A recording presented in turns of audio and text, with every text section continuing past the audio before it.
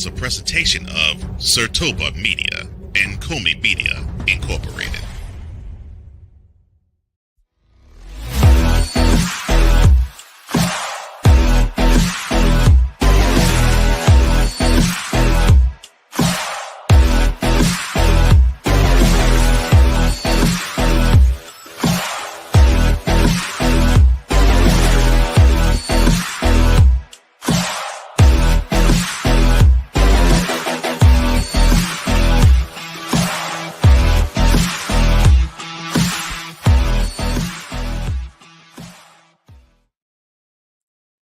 The Indianapolis Colts announced an ownership transition from Jim Irsay to his daughters. Do you believe that this move will benefit the organization or hinder its further progress? CFL Commissioner Stuart Johnston is eyeing opportunities to revitalize the league. What suggestions do you have for the league that could attract younger audiences? Let us know here in the comments as we're getting things fired up for episode 88 of Total Football Talk.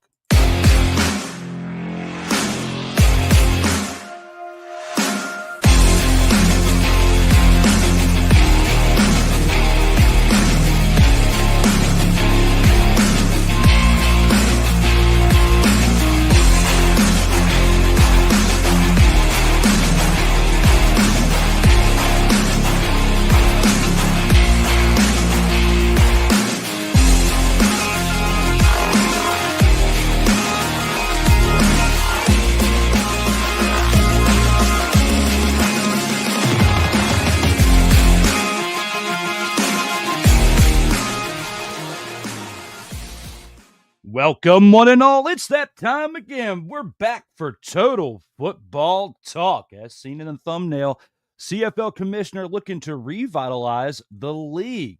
With that being said, I'm your co-host, Drew Willingham, and we are back for episode 88 of this fine program that myself and Cole Johnson put together a little over, just about 2 years ago. But yes, we are here for episode 88, and today we have a special returning legend. I won't say a guest because he's a returning legend. You'll see him here in just a little bit. But with that being said, we're going to go ahead and get this thing started by taking it on into the opening drive before we welcome that special returning legend. All right, let's go. We got trips, right? At 42, 989. On two. Ready? Great. And here with the opening drive, we're going to get things started off with the UFL and discuss the UFL semifinal playoffs from this past weekend.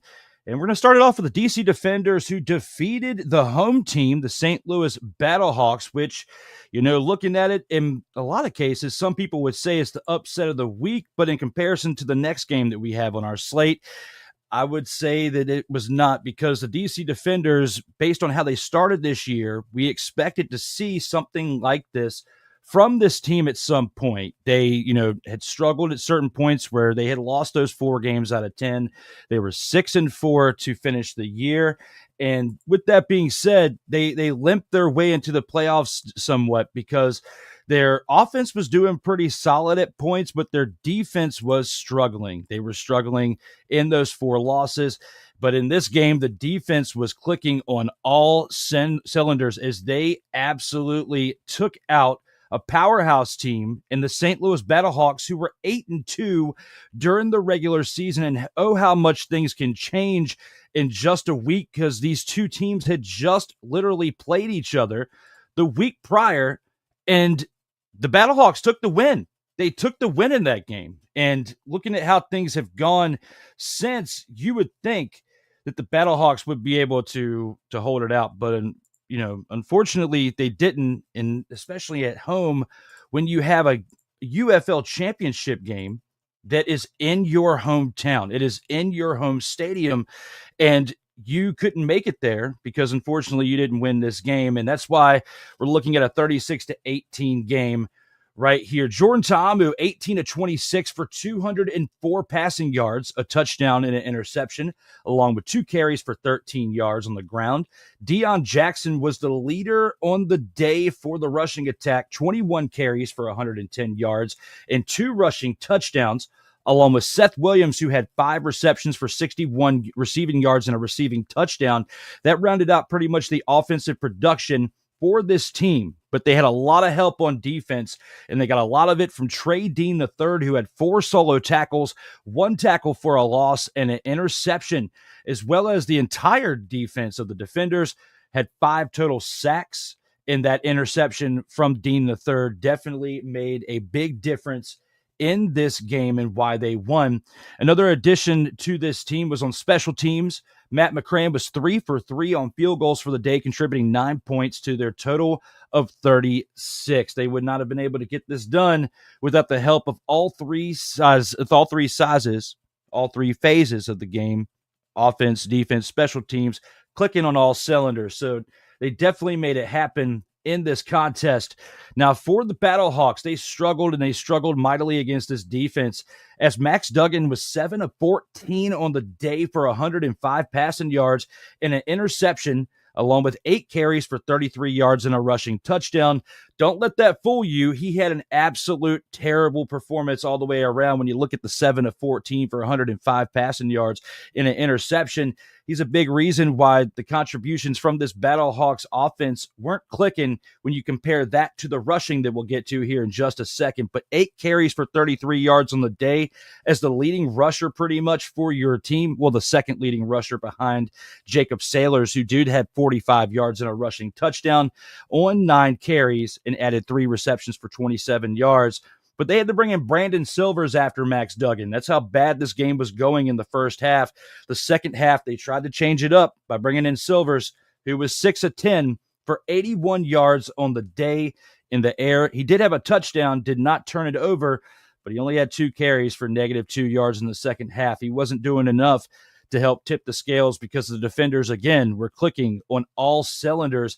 And right here, when you think of Hakeem Butler, who was an XFL League MVP not too long ago, and now he's still with the same team. He only had 2 receptions for 19 yards in this game, but did contribute to that 1 touchdown that Brandon Silvers had, as he was the one who hauled that touchdown in. The Battlehawks defense had only 1 sack on the day with an interception by Miles Jones. But, even though Jordan Ta'amu did throw that interception, that's the only real bad spot for the Defenders, as they, again, were clicking on all 3 phases: offense, defense, special teams. That 1 interception was literally the highlight for that Battlehawks team in this game. For the DC Defenders to win this game on the road in St. Louis, it was huge. It was huge for them, and the fact that they're going to be playing in the team that they beat's home stadium for the UFL championship game is an additional slap in the face. We got to take this to what I believe in my heart is the upset of the week.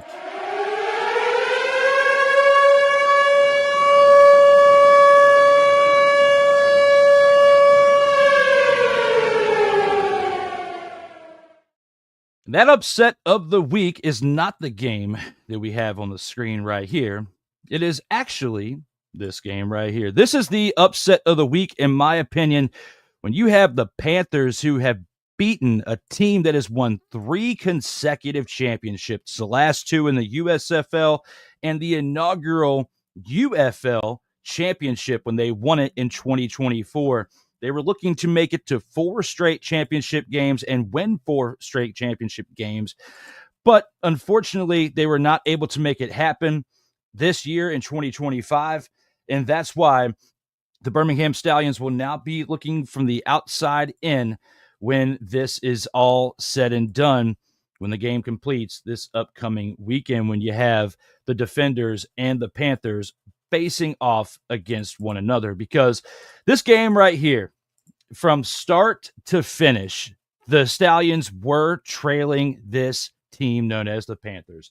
They were fighting each and every down, though. I have to give them credit. They were absolutely chugging along and trying their best to come back in this game. It was not pretty from the start, but they did get to within 5 points before the end of the fourth quarter. It was like 13 minutes left in the fourth quarter when they got to within 5 minutes. My apologies. So when they got to within 5 points. So with that being said, when we look at this game right here, 44-29, the 6-4 team comes in and beats the 7-3 team. And I do have to say, those 3 losses they had in the regular season, they did not look like a playoff football team. And what I've said all year long was exposed in this game. Their defense has fallen off in comparison to the past few years. Their offense, even though you still have Matt Corral under center, it's not the same because the pieces aren't the same completely over there in Birmingham, and I'm about to break it down. When you look at this right here, Bryce Perkins, who has a Super Bowl ring, yes, he does. He was a backup for the Los Angeles Rams when they won in 2021. He has a Super Bowl ring and now gets a chance to lead the Michigan Panthers to a championship ring as well when he goes 20 of 25 in this championship game. In this USFL championship game, he goes 20 of 25 for 238 passing yards, a touchdown, 8 carries for 34 yards on the day, and a touchdown as well. Bryce Perkins, if it wasn't for their running back, would be my player of the game here. But you got to look at Toa Taua. 21 carries for 85 yards on the day, 3 rushing touchdowns. Yes, not 1, not 2, but 3 rushing touchdowns on the day. He also had a reception for 5 yards to add to that 90 total yards on the ground and in the air combined. Toa Taua, 21 carries, 85 yards, absolute stud on that, but then also added 3 rushing touchdowns within those 21 carries. Absolute stud in this game. Malik Turner, 6 receptions for 99 yards in the air with a touchdown as well. That 1 touchdown pass by Bryce Perkins was where it was at. The Panthers offense, 144 rushing yards on the day. A lot of that coming from Toa Taua, but 144 rushing yards is not something to bat an eye at. They absolutely crushed it on the ground, and a strong running game is going to win every single time. Looking at their defense, though, Kai Nakua, 4 solo tackles, a tackle for loss within that. Also a pick 6. He had an interception for a touchdown early on in the game, which helped them take a 14-0 lead early on. Arnold Tarpley III had 2 solo tackles throughout the game, as well as an interception near the end of the game. So you had Kai Nakua's interception near the beginning, and Arnold Tarpley's III's was the one that pretty much put the icing on the cake when this team was up 41-29 at that point. They just needed another field goal to get to 44, and that's where they were at. Matt Corral, though, for the Stallions, 12 of 25 on the day, 147 passing yards, 2 touchdowns, and an interception as well. The interception definitely was a contributing factor when you look at the drives into this team taking the big fat loss. He had a carry on the day he had 3 carries on the day for 18 yards. Jamar Smith also came in as well, had 4 passes completed out of 10 attempts for 102 passing yards, a touchdown, and an interception. Both quarterbacks for the Stallions combining for 2 interceptions.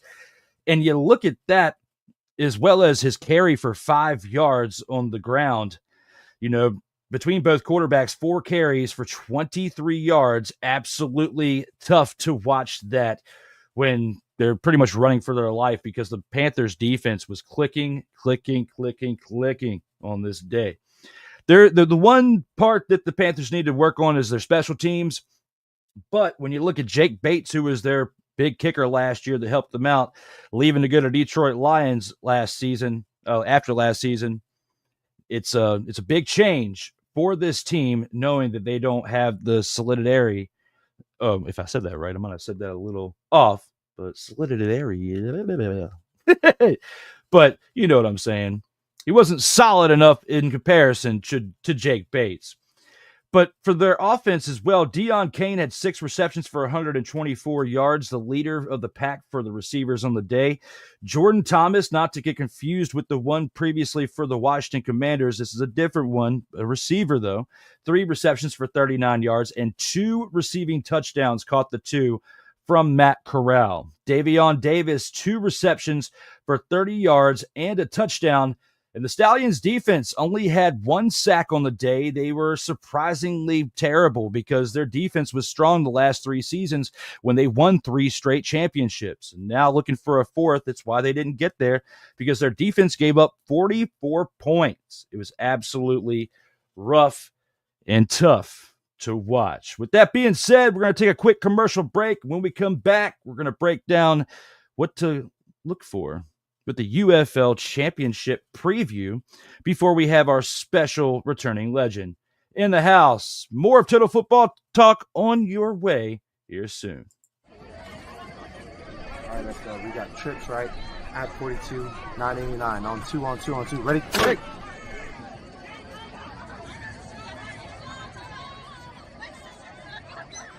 We're just getting started.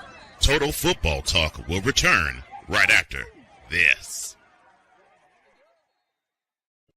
Whether it's news, the largest egg producer finds bird flu in chickens at a Texas plant, weather, devastating tornadoes rip through the heart of the United States, inspiration, a breast cancer survivor completed the journey of chemotherapy and now begins a future one of matrimony or sports. Michael Jordan is shown on a photo with Diddy. LeBron James has a video extolling the virtues of a Diddy party. This has been yet another beating a dead horse presentation. We got you covered. BS3 Network, in association with Comey Media Incorporated, proudly present The Morning Shift with Cole Johnson. Live every weekday at 8 a.m. Eastern, 7 a.m. Central.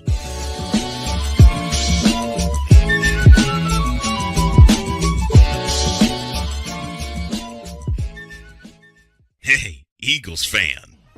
Join my man Cool McCain and a host of others as they break down every single game, every single week in an objective manner, and also from a fan's perspective as well.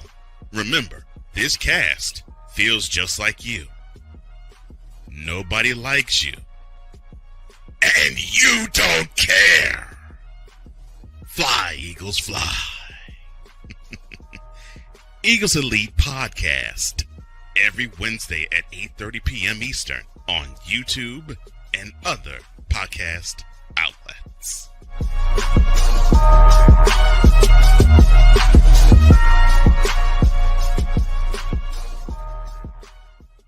Everything Boston. I love you, you morons.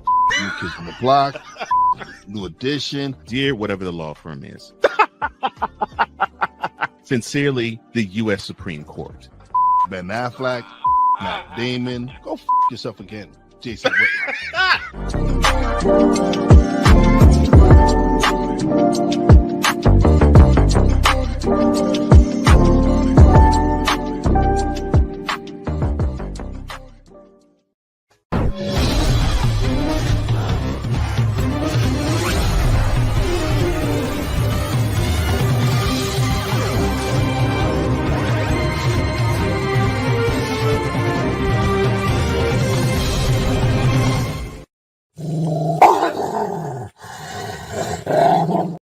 It's not quite that time yet, but here soon. CFL Commissioner looking to revitalize the league. We are back for Total Football Talk, episode 88. We are streaming live, and we will have a returning legend coming in here to help us out with some CFL talk here pretty soon. But with that being said, we do have some more to discuss within the opening drive, and we're going to actually recap something with the first installment in the opening drive. And we're going to discuss the upcoming, well, not a recap, but a preview of the upcoming UFL Championship game. And with this UFL Championship game, we have to look at the DC Defenders and the Michigan Panthers, who are facing off against one another in this contest this Saturday, the 14th at 8 o'clock p.m. Eastern time. I might have put the 15th on accident in this one. It might be a little bit of a typo, but hey, it's been a long week. Yes, I did definitely put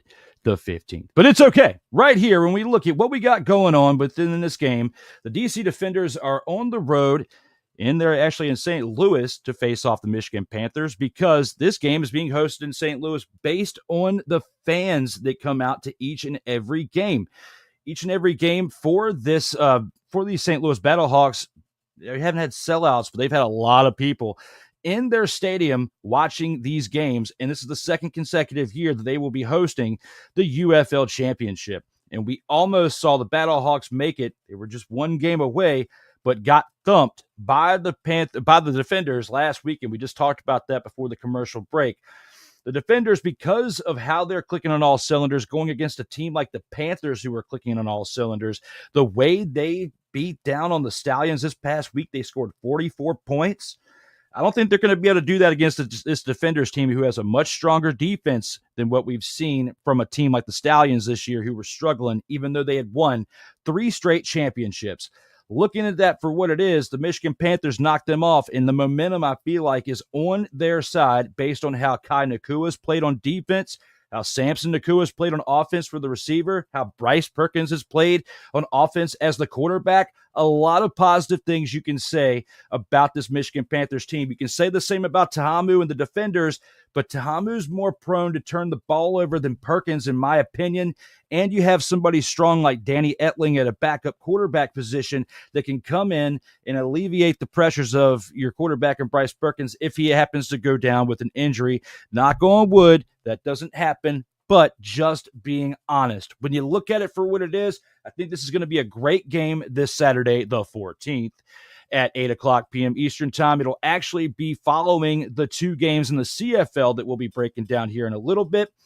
But this will be on ABC at 8 o'clock. Just keep in mind, from 3 o'clock on in the afternoon on Saturday until about 11 o'clock or so at night, for about 8 hours. You got professional football this Saturday. If you don't have much going on, you got football to put on your TV. I know there's NBA Finals and hockey and also WNBA and all sorts of other stuff. But what's better than some rough and tough ground and pound football? This Saturday, the Defenders and the Panthers, the last game of the UFL season, and I'm going to pick. Oh, this is tough. I've been thinking about this literally all week because I want the Defenders to win. I'm pulling for the Defenders because they are a local team, but unfortunately, I think I'm going to have to go with the Michigan Panthers here. I'm going to have to say the Panthers take this one. It's going to be close, a lot closer than the games we saw this past week and the weeks prior leading up to now. But I'm going to go with the Panthers taking this game right here. Other than that, we got some more things to talk about in the opening drive. I know you saw the commercial once before, and you saw it once again here in a second, because we do have to give it another minute or so before we get our guest to come on in here, who's not a guest. He's actually a returning legend. But we'll talk more about that when I can give him his appropriate intro into the program. But with that being said, again, as always, I am Drew Willingham, your co-host here on this program, and I will see you here after this next commercial break. All right, let's go. We got trips, right? At 42, 989. On two. Ready? Break!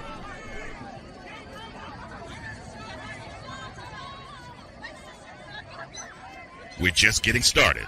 Total Football Talk will return right after this.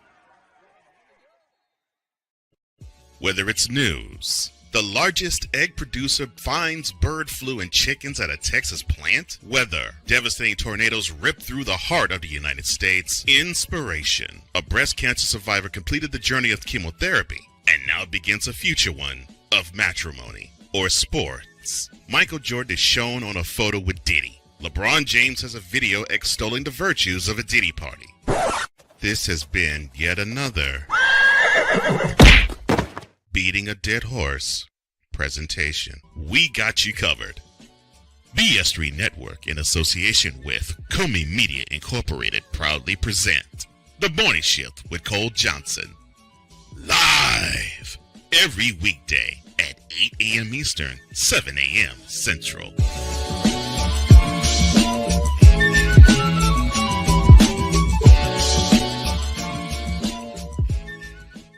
Hey, Eagles fan. Join my man Cool McCain and a host of others as they break down every single game, every single week in an objective manner, and also from a fan's perspective as well. Remember, this cast feels just like you. Nobody likes you. And you don't care. Fly, Eagles, fly. Eagles Elite Podcast.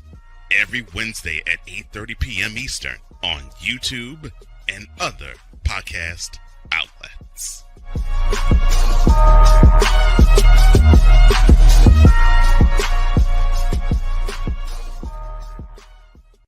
Everything Boston. I love you morons. New Kids on the Block, New Edition. Dear whatever the law firm is. Sincerely, the U.S. Supreme Court. Ben Affleck, Matt Damon. Go yourself again, Jason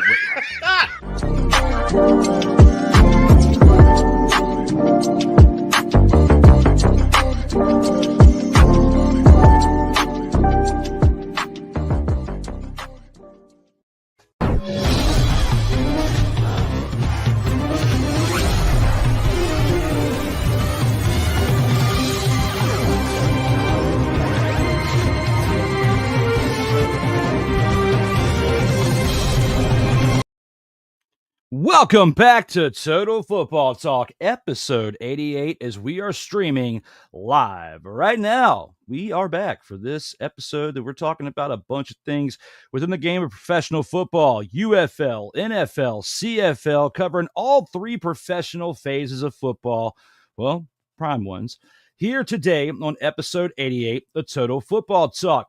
Looking to have, hopefully, a returning legend coming up in here soon, but I'm not sure if he's dealing with some technical difficulties or whatnot here, but he has not been able to make it just quite yet. Now, we will be talking about the CFL commissioner looking to revitalize the league here for the CFL for 2025. But other than that, we will be discussing that and much more when this is here, when he is here. So, with that being said, again, I'm Drew Willingham, and we are back for episode 88.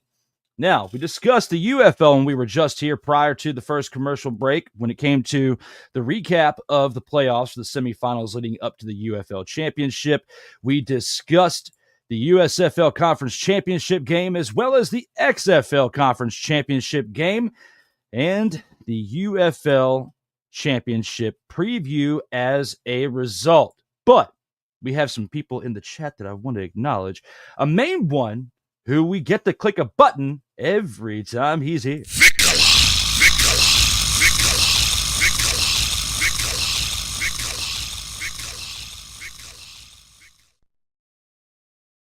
Vicola says, hey, yo, all in the TFT tribe, bow to the sensei, Drew Willingham. Thank you very much, Vicola. Thank you for gracing us with your presence.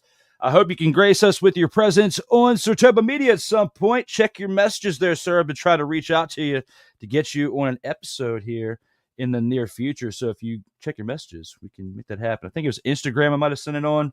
Might have been Facebook. I can't remember, but glad to see you here in the chat today, sir. We have some shenanigans coming up Sunday night at 9:05 p.m. Eastern time that I'll talk about here more in a little bit. And that will be the comedy show returning for episode 35 this Sunday night at 9:05 p.m. Eastern time. So make sure you return on in there in the comments because Corey Mann will be a special guest and we have a lot of great things to discuss. And I'll even show you here in just a second what that actual thumbnail will look like if you have not seen it yet in my stories there on Instagram or on Facebook or on Snapchat or anywhere else I might have possibly posted at the time. But when it comes to this episode that you will see this Sunday, you will be seeing something great with this guy right here, Mr. Man 1620, my man with two N's, Corey Mann, which you need to make sure, those of you out there who haven't yet, who've been watching this on Sartoba Media, make sure you watch The Grind on Saturdays, 4 p.m. Eastern time. A great wrestling show by my guy right here. One half of a duo that when we get together, we make some great things happen. And with that being said, I got to show you what I'm talking about with that. And that is episode 35 of D. Willie in the evening this Sunday at 9:05 p.m. Eastern Time. We shall see not enough disinfectant for that. So when you get a chance, tune on in to that this Sunday at 9:05 p.m. Eastern Time when you get a chance. And Vicala says, will do, sir. Come on back to the Sertoba. We miss you over there in the comments there, Vicala. But yes, you will see my yo man right here with me this Sunday. But enough is enough when it comes to me stalling, because I have a returning legend to welcome back into the program. A man who just recently became a brewmaster, which I hope he fulfills a dream that I had the other day that I'm going to tell him about in a little bit when it comes to Reese's Peanut Butter Cups and hops. But when it comes to that, we have to welcome back our very special legend, Mr. Ryan McCarthy. Hey, what's going on, Drew? Welcome back there, sir. It's nice as always to have you in the house with our matching microphones. Hey, look at that. Of course. Oh, no. Where we go? No! No. Oh, you know what? When I downloaded it, I forgot to click transparent for the background. It's all good. I will fix that while we are talking. But how are you doing today there, sir? Doing all right. Getting through the work week. Looking forward to talking some football. Sorry for you having you to stall. You having to stall a little bit. Need a cold beverage to get me through the show, and also took a little snooze before we signed on. So hey, hopefully you're well rested. Rested. Power up. Yeah, there you go. As long as you're well rested, that's all that matters, my man. Yeah. Don't worry about it. I mean, we both had a case of the itis today. Just in case, if in case anybody, I'm glad you made it when you did, because there's one thing I'm concerned about. This update is still going. It's still installed. Oh no! So if for some reason I disappear, the mother father kicked me off, and as we're starting real quick, I will be back because I have my phone ready to click the button. I'll be back in like a few seconds, but I'll be on my phone temporarily. But with that being said, we've already covered the UFL action. You, my man, are definitely somebody who is very seasoned and experienced when it comes to the CFL. And with that being said, we're going to go to part 2 of the opening drive right now. All right, let's go. We got trips right at 42, 989 on 2. Ready? Ready. Here with part 2 of the opening drive, we got to talk about, some games that we saw over this past week. We're going to basically, touch base on a game that I think is the game of the week, even though I covered it last week. I just want to quickly get an overview on that, on how your thought was for that one when it comes to my Saskatchewan Roughriders, okay? But Homer pick. Hey, I was right, though. I was right. Okay, I was right. Now, the Toronto Argonauts, we have to look at, Ryan, are a team that, came into this game. You had a lot of high hope for them when we talked about them a couple weeks ago. You did not go for your Homer pick of the team known as the Montreal Alouettes. For that being said, unfortunately, one of us was right and one of us was wrong. And for myself, fortunately, I was right when I picked the Montreal Alouettes to win. Alouettes win this game 28-10. Davis Alexander, 19-26 for 205 passing yards, a touchdown and an interception, along with 4 carries on the day for 50 yards. Sean Thomas Arlington, 17 carries for 86 yards on the ground, along with Caleb Evans, who had 2 carries for 5 yards, but did add a rushing touchdown. Austin Mack, not Tyrone Alize Mack, dummy, but Austin Mack, he had 5 receptions for 51 yards on the day, along with Tyson Philpott, who had 4 receptions for 48 yards as well and a touchdown. The Alouettes defense, 3 sacks with 2 interceptions, those being by Tyrese Beverett and Lorenzo Burns. Jose Maltos added 2 field goals out of 3 attempts for 9 points. Got lucky that it didn't cost him because the offense was clicking on all cylinders around him. The Argonauts, though, man, Nick Arbuckle was letting you down with your pick. As you said when we were talking about this last week, 20-32 for 273 passing yards for a touchdown and 2 interceptions, as well as 3 carries for 17 yards. Not terrible, but when you look at the 2 interceptions and the fact that he had 12 incompletions, definitely not great. The bad number here, Argonauts offense, 34 rushing yards on 10 carries. Ew. Yes, just it's what I gotta say. It's more like a is how I feel about it. Yes, but 34 rushing yards on 10 carries, absolutely trash. DeMonte Coxey, 5 receptions, 99 yards on the day, along with Devaris Daniels, 2 receptions for 31 yards. Not that great in comparison to Coxey, but had a receiving touchdown. The Argonauts defense, only 3 sacks on the day. They did have an interception by Derek Slywicka, but they didn't have enough help as they lost by 18 points. With all that being said, what are your thoughts there, sir, when looking back on this game? So I had to refresh my memory a little bit because last week I actually watched this game. I watched this game. I had a great setup last Friday night. See, on the big screen at Game 2 in the Stanley Cup Final. You know me. I love my hockey. I love me some hockey. Love my hockey. Gotta have it playing. On the little screen on my laptop, I had this game going. So I mean, I had my nice little personal sports bar in my house. It was pretty neat with better seating, with better better cushions and cushion in the seating. This was absolutely I think I went 0 for 4 last week in my picks, so I'm kind of nervous about this week. But this game was surprising in many ways because I forgot that Nick Arbuckle has the ability to. I think he's only had 10 whole. I think he's had 10 whole wins in his career as a starting quarterback. There's a reason why he has only 10. There's the only reason why he has 10 wins in his career, and it kind of showed last week. So it's I got a feeling that it's going to be really interesting to see what happens with the quarterbacking situation. I know Chad Kelly's at least out for another week or two. After that devastating ankle injury he suffered in the East Final last year. So, I mean, the offense can get going. But, Drew, let me ask you a question. What's that? What's one thing you don't do a week before the season begins? Drugs. Okay, that helps. Drugs, definitely not one of those things. What else? A lot of drinking. Well, that kind of goes into it. Pick up a hooker. That's also helpful, but I think it might be legal in Canada to do that. No, here's what you don't do. You don't release your number one, your top running back, your RB1. You don't release him. Kadeem Carey, yes. Kadeem Carey was, I think, egregiously released by the Toronto Argonauts, but it always seemed to happen during the preseason for the CFL.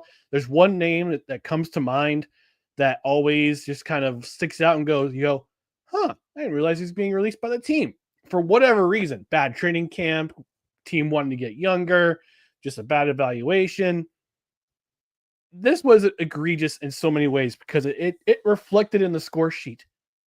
10 carries for all of the entire team. The entire team had 10 carries. 10. And that includes Nick Arbuckle, who had three rushes for 17 yards. He was the leading rusher for this team. You had a committee of Deontay McMahon and Mayan Williams who had 7 carries for 17 yards themselves. So you surrender your number one quarterback because why? Age? Why? Because he got outperformed by these other two guys. He was the guy who actually did a great job in the Grey Cup, literally carrying you to a Grey Cup, Cup win. Had a great Grey Cup game from what I remember. Now he's signed in the practice roster, although he's being activated this week by Drew, your Saskatchewan Roughriders, because of an injury to one of their running backs, who we'll talk about in a little bit. But yeah, this game was just Montreal's defense came as advertised. This is a top 2 defense in this league, period. Even with all the personnel switches, even with all the things going on, it always this is a 1-year contract league. Unless you're a standout player where you get a multiple year contract. But this is a 1-year league.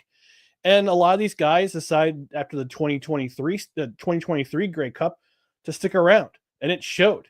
And they're healthy and they're getting after the quarterback. They had 3 sacks. They had 2 interceptions. One of them was a pick six. Actually, one was a fumble recovery for a touchdown, which was replayed. They thought Nick Arbuckle was coming forward, and went up to being a strip sack.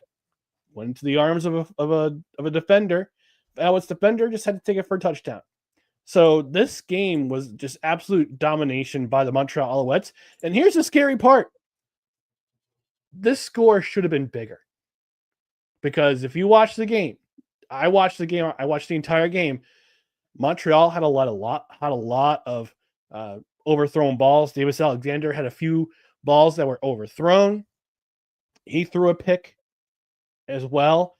Is a high risk, high reward. I wouldn't say high risk, high reward, but he's consistent, but he's also prone to throw an interception. But there were also balls they looked like they're going to go for scores, and he just overthrew his receiver, or his receiver happened to drop it. So this score line is 28-10. It's a lot closer to what the final outcome should have been, in my opinion. But Montreal came out the gate. They wanted to show that last year's loss in the East Final was, I wasn't gonna say a fluke, but it was a measure of revenge in week 1. You kind of knew this. They had this circle in the calendar when the schedules came out. They said, we want this week, and Noel Thorpe had his defense ready. Anthony Calvillo had his offense ready, and head coach Jason Moss had a game plan. They knew what they were doing, and they were just going to go, all right, we're just going to punch them in the face over and over and over again on both sides of the ball. And they did. This is the outcome. Looking back on it, last year, didn't the Saskatchewan Roughriders, if memory serves me correctly, didn't they trade or pick up a running back as well? Didn't Olet go down for a little bit, and they picked up a running back? If I remember right, he had like one huge game, and we did a short on it. I just can't remember the name, but I'm drawing a blank to it. It wasn't like Cole Spiker or anybody like that, because he's a receiver, and he's for a different team. But I remember there was a running back, and he had one huge game and went down. Could we see a repeat of them picking up another running back and having success, but for an extended period of time this time? You're thinking of Raquel Armstead, who was released by Ottawa, and then had a big game, big couple games with the Roughriders before Willette came back to the roster for just in time for the playoffs. Right now, we'll talk about the Roughriders in just a moment or two, but we could have ourselves a really dangerous combination in the backfield with Saskatchewan if Kadeem Carey. I know it took him a week to learn the offense and learn the plays and learn what kind of running scheme they have, and that's going to be a team in the future that's going to be that's going to pound the rock for sure, especially if they get in towards the 5-yard line or shorter. So I thought that was a big mistake. When I saw that release, I'm going, wow, that's gonna backfire on them for sure. And you can tell as Ryan Dinwoody, he wants to throw the ball. He knows Chad Kelly's coming back, who can throw the ball around. That's for sure. But this game was just an absolute beatdown by the Alouettes. And you can tell in the score line. And again, this score could have been worse. Right now Montreal has a running back by committee with Sean Thomas Erlington, Travis Thykes, who had a pretty nice run, 11-yard run, just bouncing off the tacklers and getting himself in there. But I believe, is a rookie. So, but Sean Thomas Erlington is the primary back there. He's a veteran back, so he's going to be that kind of guy. But let's talk about this defense with the Montreal Alouettes. 2 interceptions, 1 fumble recovery for a touchdown. That was by Isaiah Adeyemi Bergman.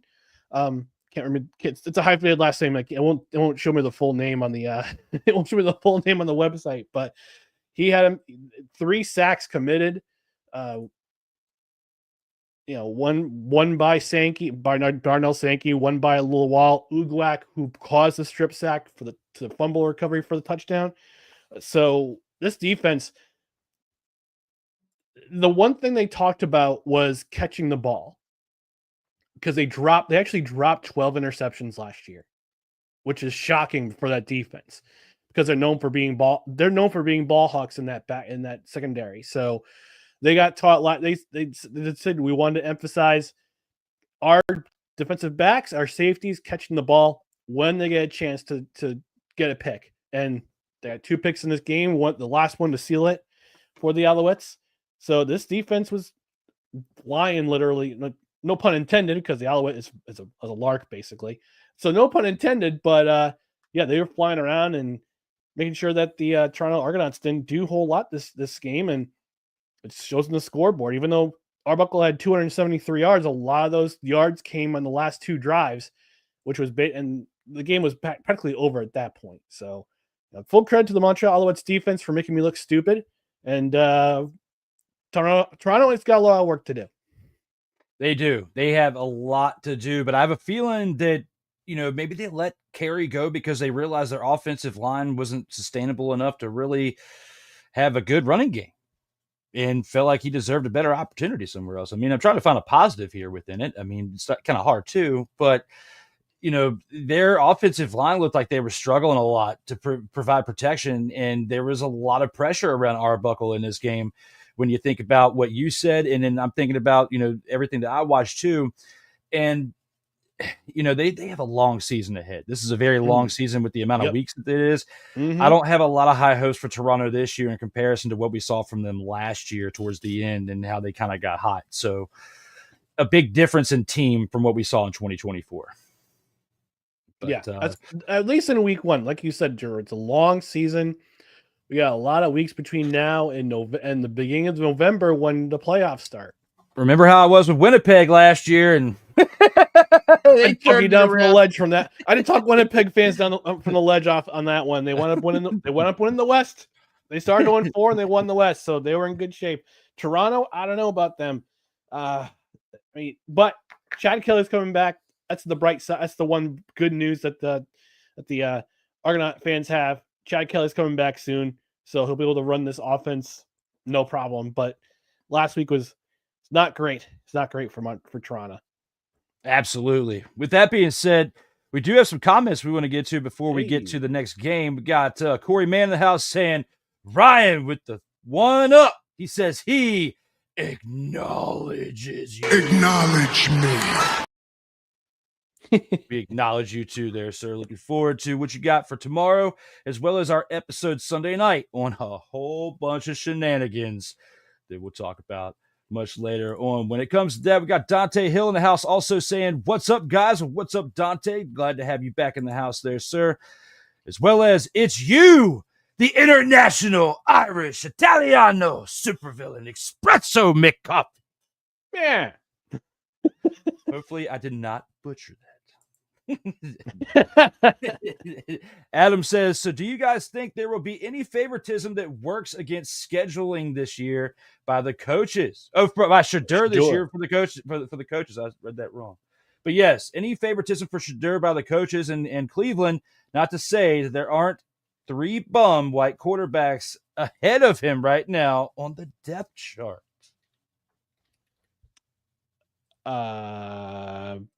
I thought we were talking CFL, but maybe we are. But I was acknowledging it for a second. We were acknowledging people. I was at least going to acknowledge. All right, I got you. I understand. Hey, maybe that's something to talk about for the NFL.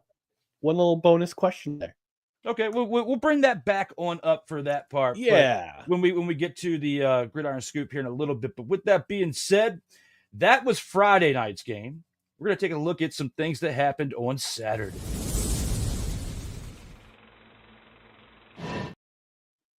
And for the Saturday games, we had 2 of them. And we have to talk about the Tiger Kitties and the Stampeders here.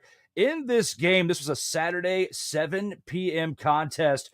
When you look at how this went, this was in Calgary, a team that was embarrassed last year. They were embarrassed in comparison to their great history. And when you look at how Calgary was, they definitely stepped it up in their first game and happened to be at home as Vernon Adams Jr. with his new team After leaving the BC Lions, 19 to 28, 284 passing yards with 2 interceptions. Not a great day by him, but the team all the way around was clicking to where they carried him. Because when you look at what Dedrick Mills did, 17 carries for 94 yards on the day with 3 touchdowns. Not 1, not 2, but 3 of them, as well as Vernon Adams Jr. adding 3 carries on the day for 33 yards. The 2 of them, the quarterback and the running back, combined for over 100 yards on the day. Philip Walker also added 2 carries for 1 yard on the ground, but even though that's a terrible number to bring up, terrible stat line, he had 1 rushing touchdown, which helped out. Clark Barnes, 4 receptions, 112 receiving yards on the day, along with Rene Paredes, 3 completed field goals out of 3 attempts for 13 points in contribution, which without that, they would have lost by 1 point. So absolutely great for him converting on all of his kicks on the day. Old man Bo Levi Mitchell, old in comparison to football players, 31 completed passes. Insane. Out of 50 attempts. He does this like every game, Ryan. It's like 40 or 50 passes he's slinging. The man literally is a gunslinger, it seems like every time I watch him. 304 passing yards with a passing touchdown. 1 carry for 15 yards. A carry for 15 yards. He actually ran the ball. Because last year, it seemed like he was taking more sacks, scrambling for his life, than he was able to run the ball. Even though he had some success in this game in comparison to Vernon Adams Jr., even though he had to throw a whole lot more for it, he had better numbers because he didn't turn the ball over in the air. Tiger Cats offense, though, what really helped hinder them, very similar to when we were talking about the Argonauts, only 47 rushing yards on the day for 15 carries. Terrible when you look at 15 carries. 47 rushing yards. The other team we talked about, the Argonauts, had 5 less carries and only 13 less yards. So think about that. That's pretty bad. Kenny Lawler, 6 receptions for 87 yards in the air. And the Tiger Cats defense, they did haul in those 2 interceptions that were thrown by Adams Jr. is Stavros Katsantonis. I probably butchered it. I tried my best. Nope, you got it. Yes! And Jonathan Moxley, not to be confused with John Moxley of AEW, but he had the 2nd interception. 2 sacks by the Tiger Cats defense, but it just wasn't enough as they lost by 12, giving up 38 points to the Stampeders. Overall, Ryan, what are your thoughts when looking back on this game? This was a pretty great game plan by one coach Dave Dickinson, having to run the ball, giving the run support to Vernon Adams with Dedrick Mills running for 3 touchdowns, 94 yards on 17 carries. It's pretty good run average per run. Average 5.5 yards per run, which is a really good sign there. So, Vernon Adams even contributed on the ground himself with 33 yards rushing, 11 yards per rush on 3 rushes. With Vernon Adams, again, we talked about this last year. We're probably going to talk about this year. Even in a new city, Vernon Adams you see what you get. High risk, high reward. He's going to throw the ball a lot. Although in this game he only had 28 attempts, which is you got to balance the offense somehow with Vernon Adams, so you don't have to throw. So he didn't throw an interception on every play. But 19 and 28, 284 yards. Those 2 interceptions to two throws to the guys with the other uniform on. But Clark Barnes had himself a nice breakout game. 4 receptions, 112 yards. This was a good start for Calgary. I think Calgary, after last year, all the ups and downs, which were mostly downs last year, we talked about them being the dead horse of the league, quite literally and figuratively speaking, because it seemed like every week they were doing something, and it wasn't working for them. And especially on the offense with Jake Mayer having all that trouble. And Jake Mayer's now in Saskatchewan, the backup for the Roughriders. So they had to cut ties with him. And also with Tommy Stevens, who also went to Saskatchewan too. So it kind of had to start fresh. And I think Vernon Adams made a good first impression with the Calgary fans, having a solid game. Because right behind him is former XFL and NFL quarterback PJ Walker. PJ Walker's right behind him. He signed a 2-year deal with them. So if Vernon Adams doesn't pan out the way you want him to go, PJ Walker's right behind him. So you got 2 capable quarterbacks. Although I don't know, I haven't seen PJ Walker throw the rock around in a CFL uniform yet. So we'll see how his game translates to the CFL. On the other side of the ball, and Tiger Cats fell behind early, and it showed especially with the inflated numbers that Bo Levi Mitchell has. 31 of 50. 50. They threw the ball 50 times in this game. That's what happens when you don't have a running game. It has to be you have to throw the ball a lot. When you get behind big early, you got to throw the ball around, and that's what Bo Levi Mitchell had to do. 304 yards and a touchdown, had a carry for 15 yards, which you don't see much of since he's known as a pocket passer. But one guy that didn't get a chance to unleash that they did last year when James Butler was out, James Butler now being in BC, they didn't get a chance to unleash Greg Bell. He was contained in this game by the Calgary Stampeders run defense. 8 carries, 14 yards. He's averaging 1.8 yards per carry. His longest carry was 6 yards. All other carries, he had 8 yards. So Tiger Cats last year, they kind of unlocked Greg Bell, allowed him to do his thing with the running game. They got off to a 0-6 start last year. And we have a lot of people who are figuring, okay, this is going to be a bounce back year for the Tiger Cats. They're healthy. They figured it out in the running game. And unfortunately, they stumbled out of the gate with a bad loss in Calgary. Yes, they only lost by 12. But again, this like the Montreal-Toronto game, it could have been it could have been a worse outcome for Hamilton, because this game they started bad right away. They were down 18-9 at the half, but you only scored 2 points, and you only scored 2 points on a safety in the third quarter. And by that time, it's 28-11, and by that time the game's over. And they scored 15 points in the fourth quarter. But again, it's just not. It wasn't enough. It wasn't enough, and they can't rely primarily on Bo Levi Mitchell to save them. The defense needs to step it up, especially this week if they want to. They had 2 sacks, 2 interceptions. Okay, great, but it was a losing effort. So the defense needs to do better, especially in the first half. They can't allow points. They got a tough task ahead of them this week against your Saskatchewan Saskatchewan. Rough. Now you got me saying it.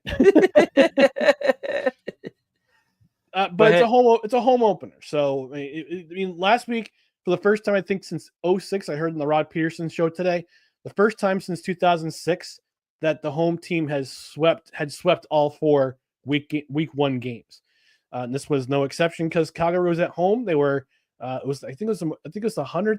I want to say the 100th anniversary, the 75th anniversary of the Roughriders. I can't remember which one it was, but they had a lot of alumni in town. Doug Flutie was in town. Jeff Garcia was in town. A lot of the guys who used to play for the Calgary Stampeders were in town.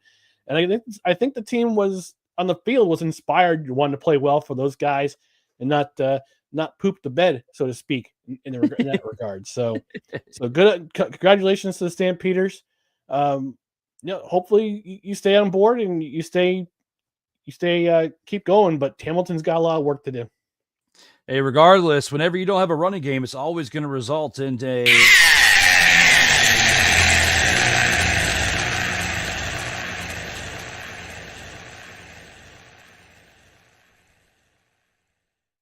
Statistically speaking, because, I mean, yes, there have been some teams that have been able to squeak by with a great passing attack and not a great rushing attack. But with that being said, we're going to take this into the next game that we have here between 2 teams. The score is a little lopsided there, but we're going to continue on in with the Saturday game. With that being said, Elkamos that we talked about very much last year on the board with 14 points against the BC Lions, who beat them down with their 31 in week 1. Looking at this game right here in the contest, you have Nathan Rourke, the one who is the sole starter for this team now that the previous quarterback we were just talking about, good old Vernon Adams Jr., has left the building 27-36 on the day for Rourke for 324 passing yards and 3 passing touchdowns, along with 5 carries for 54 yards on the ground. James Butler, 10 carries for 68 yards and a rushing touchdown, along with 3 carries for 22 yards, was a big help on the day as well. Stanley Berryhill III, 6 receptions for 105 receiving yards and 2 receiving touchdowns of those 3 by Rourke, with Justin McGinnis hauling in that third one for the day for him, but he hauled in the third one of Nathan Rourke's passing for 5 receptions for 45 yards accumulated with it. Lions defense, 2 sacks on the day, along with 1 interception by Ben Haldick. And Sean White on the special teams was 1 of 1 on the day for field goals with 7 points all together. You look at Trey Ford on the other side for the Elks, 18 of 27 on the day for 178 passing yards and an interception. Pretty terrible, but he did add 6 carries on the ground for 54 yards.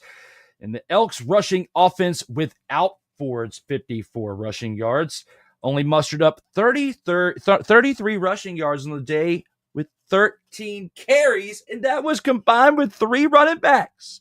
3 running backs.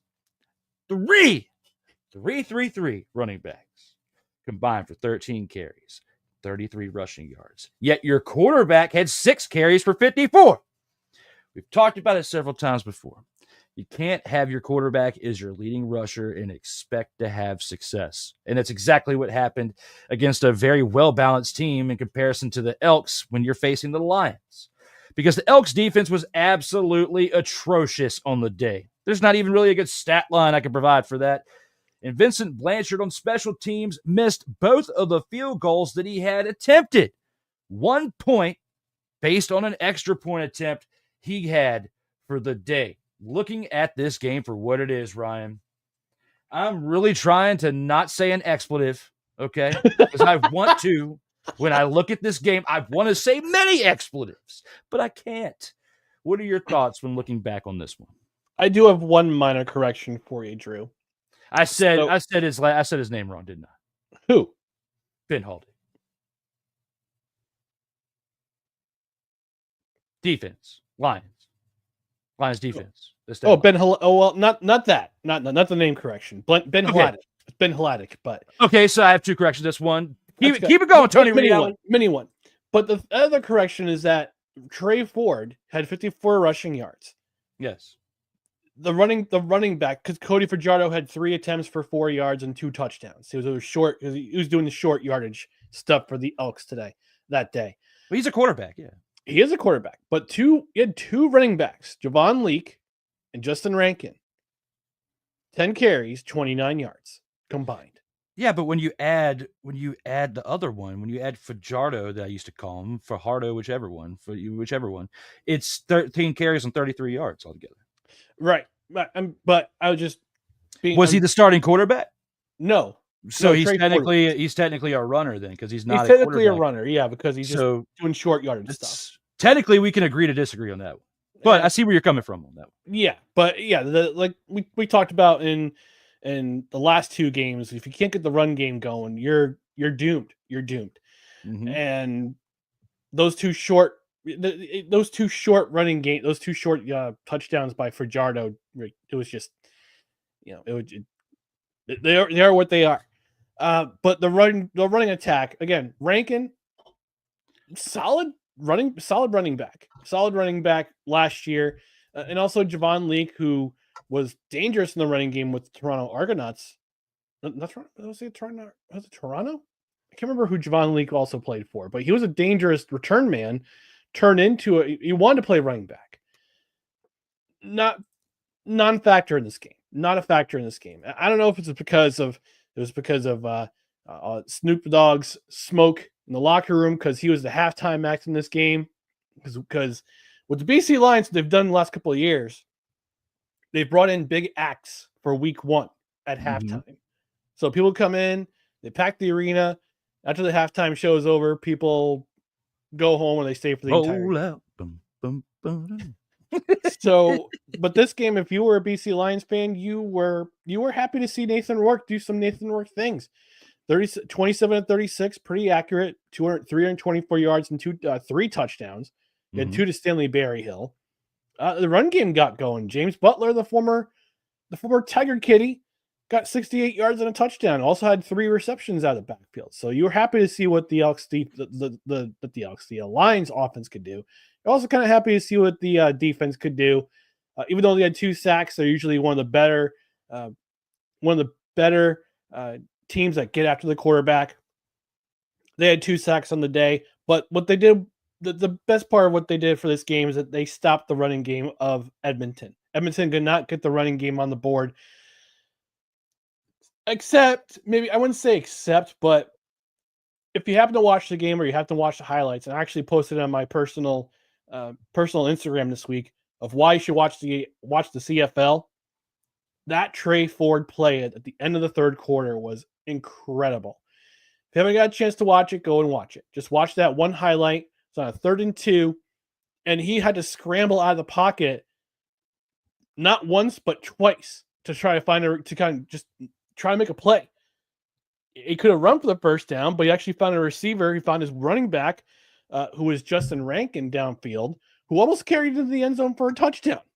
Justin Rankin was actually the leading receiver in this game with five receptions, 67 yards, and that 37-yard reception. A lot of those yards were yards after the catch, and he almost took it to the house.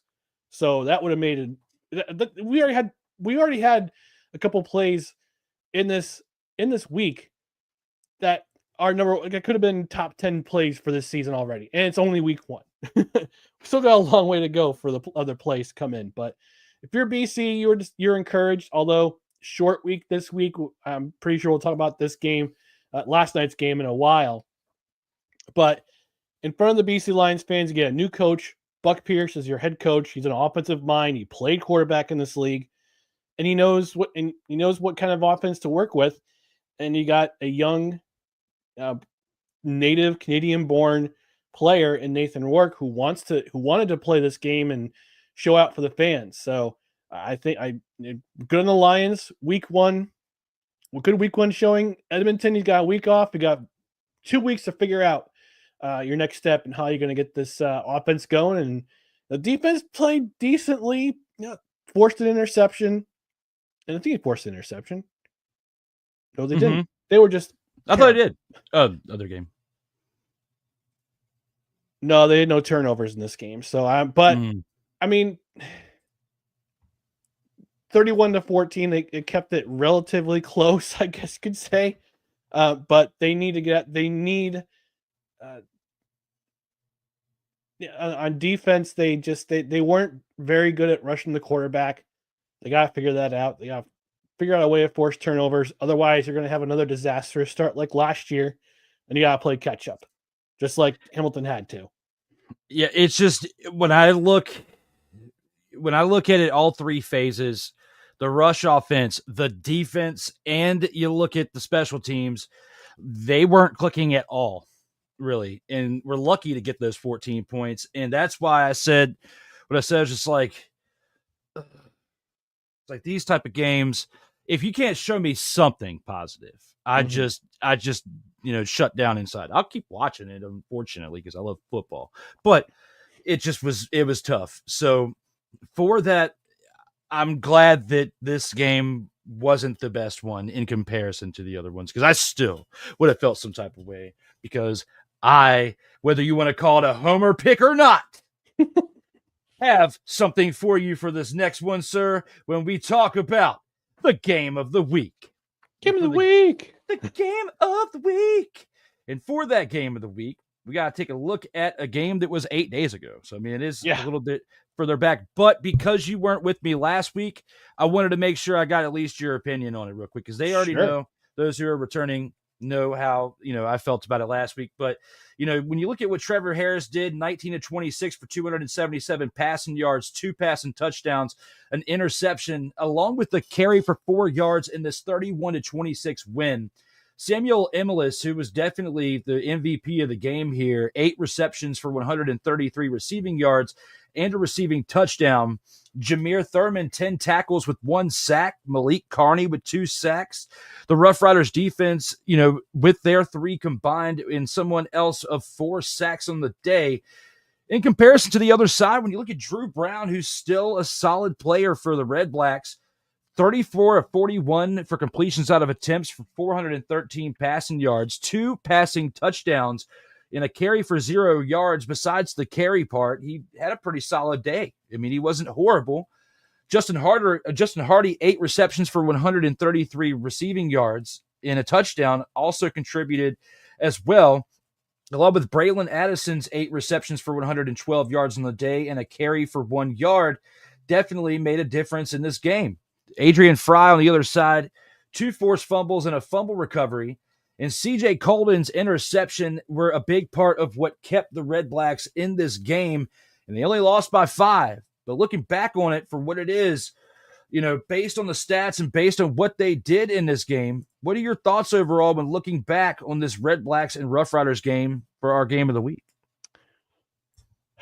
I had hope for the Ottawa Redblacks when they added William Stanback in free agency.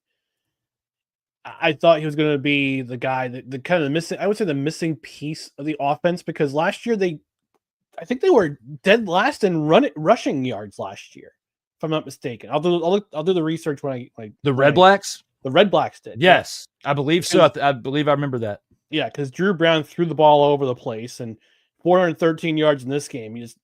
I think he's had 3 games in a row getting back to last season. He's had 400 yards in 3 consecutive games. So his arm's got to be tired. But that being said, part of it is a test. Part of the low rushing yards for the entirety of the Redblacks lineup, 14 rushes overall for 30 yards overall is sickening. But you got to hand it to Saskatchewan, who's been one of the best defenses against the run. They were one of the best defenses against the run last year. So you're coming into that crazy place of Mosaic Stadium, playing against the Saskatchewan Roughriders defense that they're not going to give up a whole lot of rushing yards at all. And it was a testament to what they did. But again, any offense with William Stanback in your backfield, whether it be in Montreal or BC, it worked, but didn't work in this game. So back to they don't have doesn't get any easier this week or tonight at least, because they're playing Montreal, who had a great defensive game last week. But let's talk about your Saskatchewan Roughriders a little bit. AJ Willett had only 3 carries in this game. Left the game early with an injury. I believe he had a concussion, which means that Thomas Bertrand Houdon had to fill in his stead and did really well. 14 carries for 57 yards and a touchdown of his own. Filled in pretty well. So I'm but this week he's out. So this week you got AJ Willett and you got Kadeem Carey in the backfield. That's going to be an interesting game against Hamilton. But Trevor Harris, 38-year-old guy, wants to play. He wanted to prove he wants to be healthy throughout the entire season, because last year he missed time with an injury, and Saskatchewan's play kind of reflected that. But this game, they go down 7-0. Then they come back and they score 31. I believe they scored 31 unanswered points. But their offense played pretty well even after an opening 3 and out. They scored a touchdown. They scored another touchdown with a nice pass by Harris to Keyshawn Johnson. Give him the damn ball. And that extended the lead, and then they extended the lead again in the fourth quarter. And then by that time, the game's pretty much over, and they're up 31-7.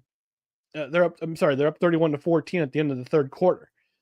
So Ottawa tried to keep things short, keep things respectable with 2 touchdowns of their own in the fourth quarter. But by then it was game over. And Saskatchewan, their offense played well. They kept it on the ground. Trevor Harris had only threw an interception, but it's a high risk, high reward league again. But Trevor Harris is a good leader, but we got to talk about our guy. We'll talk about him more in Grand Champ. But Samuel Emilus had a great game. 8 receptions, 133 yards for a touchdown. 33 yard reception was his longest reception. He also had 50 yards after the catch. 50 yards after catch, which added to his amount. So for Saskatchewan, balancing out the offense, relying on stingy defense. Corey Mace was the defensive coordinator in Toronto, and put together a couple of teams that one team that won the Grey Cup in 2022. That won the Grey Cup against Winnipeg. Schemed up a great defensive game plan against them, and that's what earned him the job with the Roughriders as the head coach. On the flip side, actually, Drew Brown got hurt in this game, so he's not going to play this week against the Alouettes, which is pretty sad because I kind of want to see what he did against the Montreal defense. But had a great game himself, 413 yards and 2 touchdowns himself. Justin Hardy, his favorite receiver, 133 yards himself. Braylon Addison, 112 yards. But Ottawa played well defensively. Interception, forced fumble. Let me see how many sacks they had in this game. I'm trying to find how many sacks they had here. They had no sacks, but they still forced two turnovers and had 2 forced fumbles. So, but in this game it was just Saskatchewan. They did their job offensively and defensively, and again, another score line that doesn't look that. The score line doesn't look as close as what the game looked like on the field, and it could have been a lot. Again, another game like Montreal, Toronto, that if things had come together offensively, the final score could have been bigger than it was. Absolutely, and even though it was a homer pick for the Saskatchewan Roughriders on my part, I do not regret anything that I said going into that game previously last week or the week prior with you. And with that being said, I'm glad that we have what we have as a result in this game. And we have some comments that we got to address real quick before we go into the next segment. And we got Sick Diggy in the house saying good morning, good afternoon, good evening, and good night. And Melvin as well saying, what's up, fellas? What's happening, Dante. Melvin? Yes. Yeah, Melvin's actually, been coming in quite a bit here lately. I'm proud of him. Hey. Making time for it. So Sick Diggy saying what's good to everybody, as well as happy the 13th to one and all. Isn't it Saturday where you are, Sick?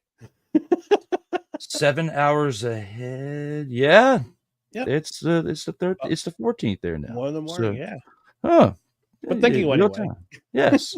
He knows it's 13th where we're at, so he's extending the past wishes to the present. Nice. But with that being said, that concludes it for the opening drive. We do have a big segment coming up that we have to talk about. And that's where I get to bark when it comes to the Grand Champ.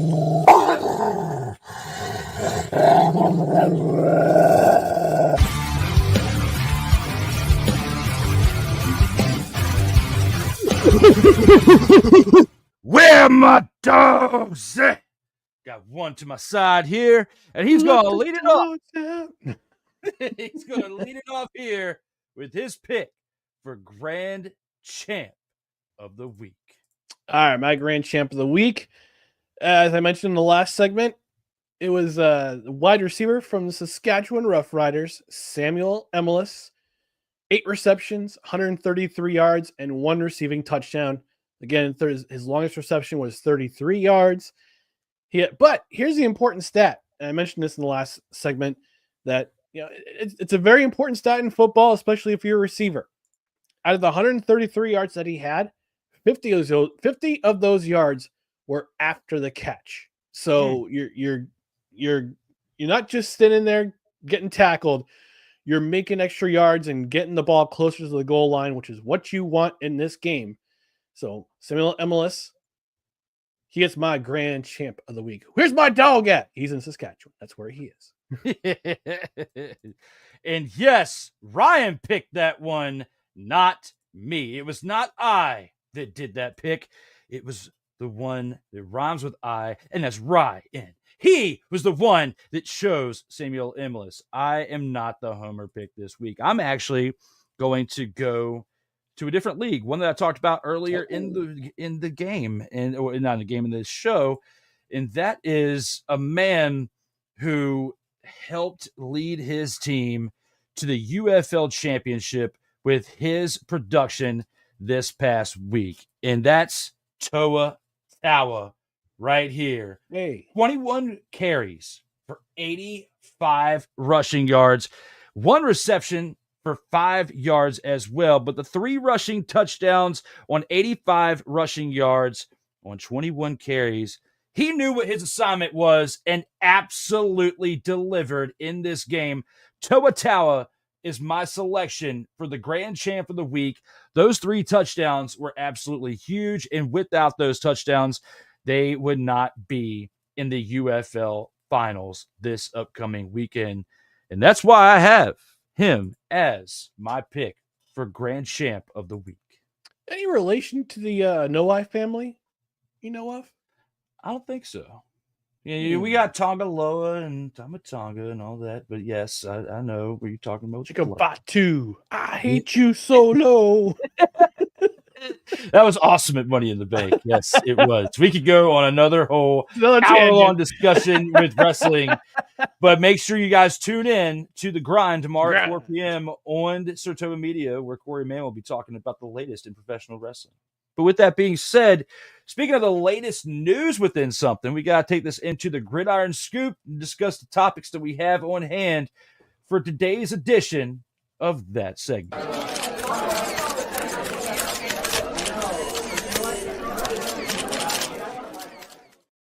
For the Gridiron Scoop, we got to discuss a few things. Let's talk it out here first with some NFL news. The Colts announced ownership transition from Jim Irsay to his daughters. Do you believe that this move will benefit the organization or further hinder its progress? It's a great question. I thought about this a little bit. I did see the transition to his 3 daughters, and Jim Irsay passed away about, I want to say like 3 weeks ago, I think it was. Mm-hmm. So, my condolences to the Irsay family, first and foremost. It's going to depend. It's going to depend on whether or not they make the right decision at GM, and whether they let that GM hire the next coach of the team. I mean, Sean Steichen is a what's it, Sean Steichen? Or am I thinking Shane Steichen. Shane Steichen, yes. Mm-hmm. He's the head coach of the Colts, and missed out on the playoffs his first season. By the way, learn a new lesson: never throw to your third string running back in a key game on 4th down. FYI. So hopefully he learned this lesson. And last year had the injury with Anthony Richardson, who look, I feel for the guy having an AC joint injury again. So I don't know if he rushes recovery or he's tired, or just he's a freak injury, but it doesn't look good for Anthony Richardson. So they have to find. So maybe, hey, Indiana Jones, Mr. Daniel Jones, might be your starting quarterback in Week 1 for the Indianapolis Colts. But let's see what happens there. But no, I think here's the thing with the ownership. Like, one person's really got to take the reins. You got three of his daughters taking the reins in this regard. So who's going to be in charge of what? Who's going to be in charge of day-to-day operations? Who's going to be in charge of hiring and firings? Who's going to be in charge of doing the money with the salary cap and make sure that everything's above board? So you want one person kind of doing their thing with the ultimate decisions, but if they all have a good working relationship with each other, it could be beneficial for them. It could be very beneficial for them. And plus, you don't see many. I think you've seen like maybe 2 female owners in the league ever, between Georgia, the Rams, Miss Georgia, and Titans. Yes, the Titans. Yes, Amy Strunk, Bud Adams' daughter. Amy Adams Strunk. Yep, forgot about her. Sorry, so that's 4. It makes it 6 because Virginia McCloskey owns the Bears. Now you have three owners, Jim Irsay's daughters, all three of them becoming the owners of the team. So this is a wait and see thing. It's considering the sudden. I wouldn't say sudden. I'd say the sudden loss of Jim Irsay. This is kind of a shock to the system, and it might take them a while to get their feet kind of wet with the ownership thing. But if they were involved in any way with their dad over the last couple of years, knowing that they would probably take over someday, we used to know it was this soon. Let's make this a to be determined. But as far as the league goes and being progressive and having women being in ownership, absolutely this is going to benefit not only the organization but the league. But in terms of operations and with staff and personnel, it's to be determined.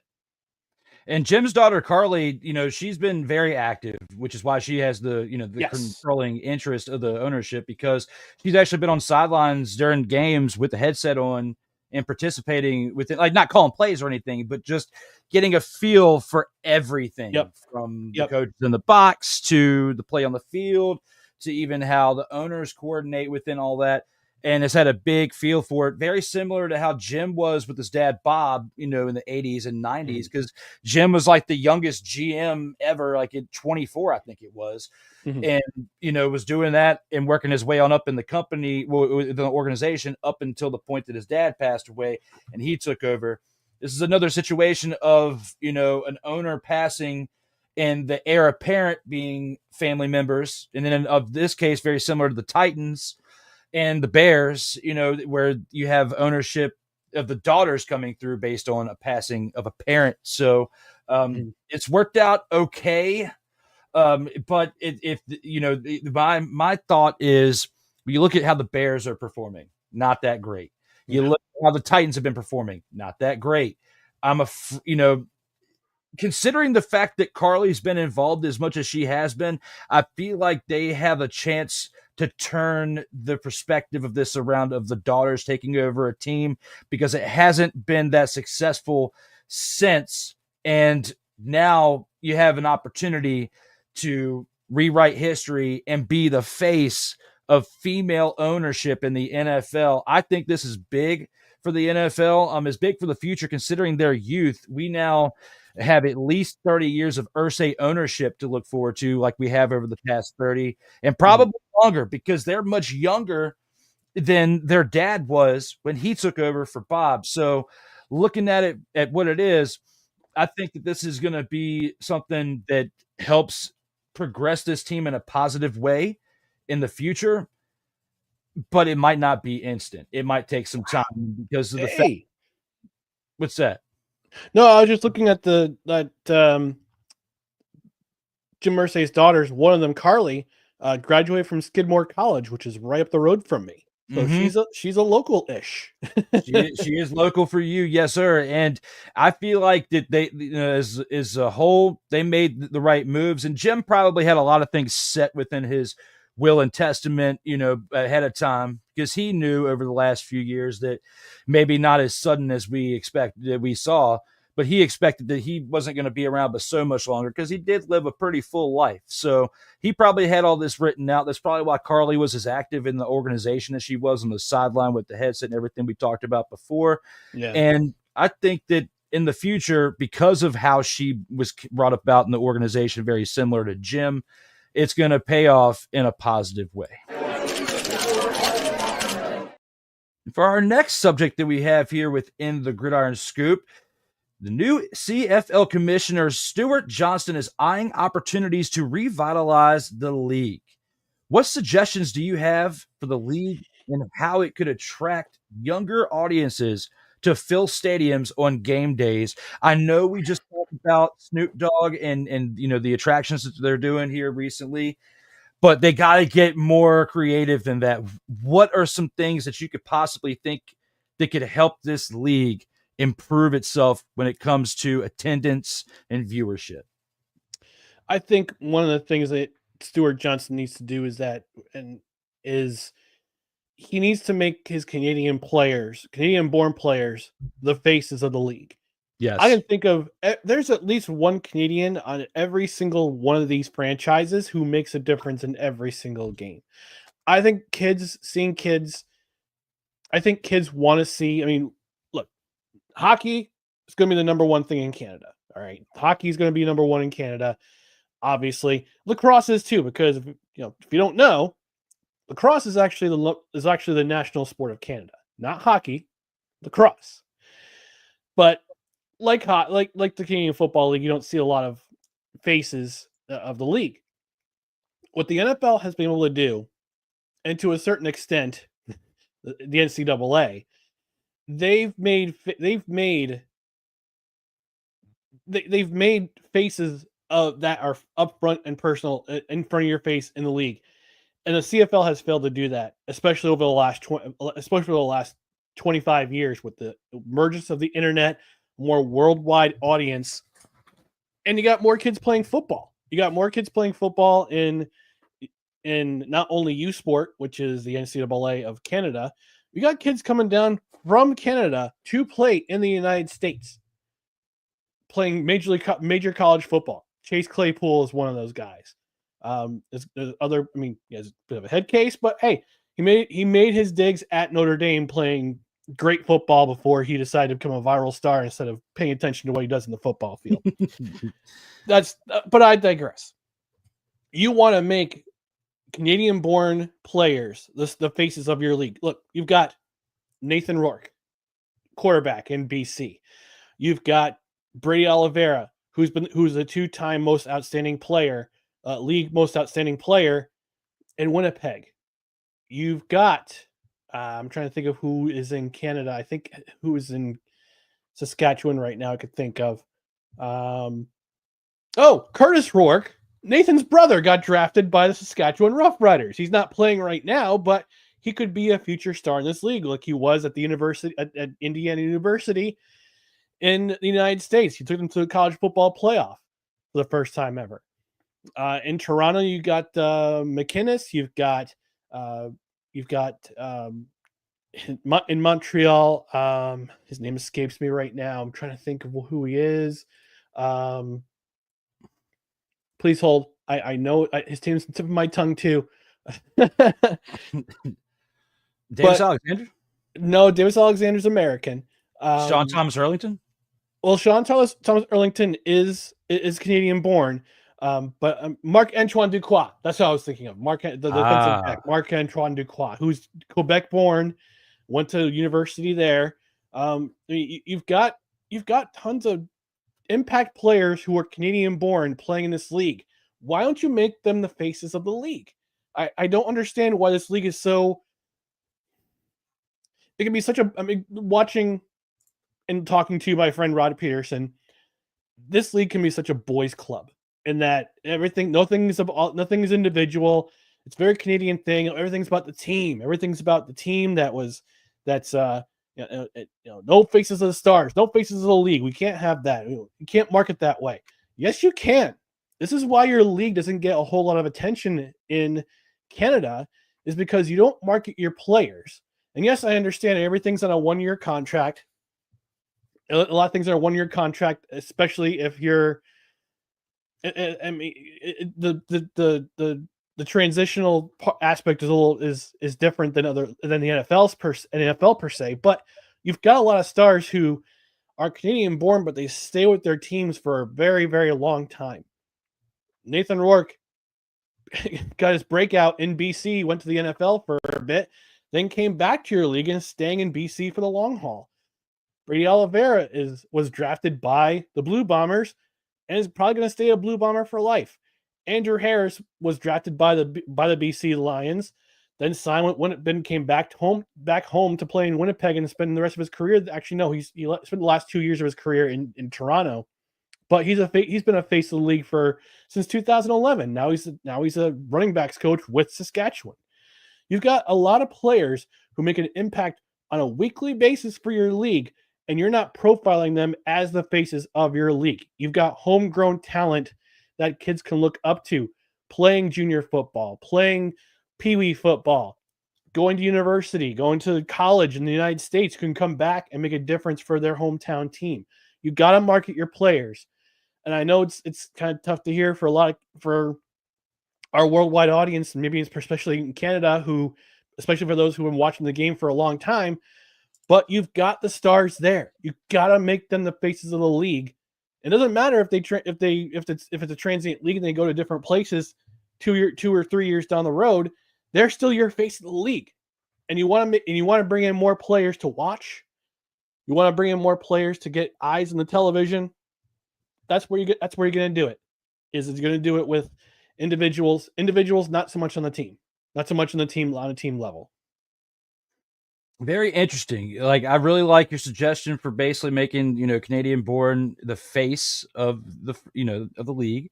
It makes the most sense, of course. It should attract Canadians to the game itself.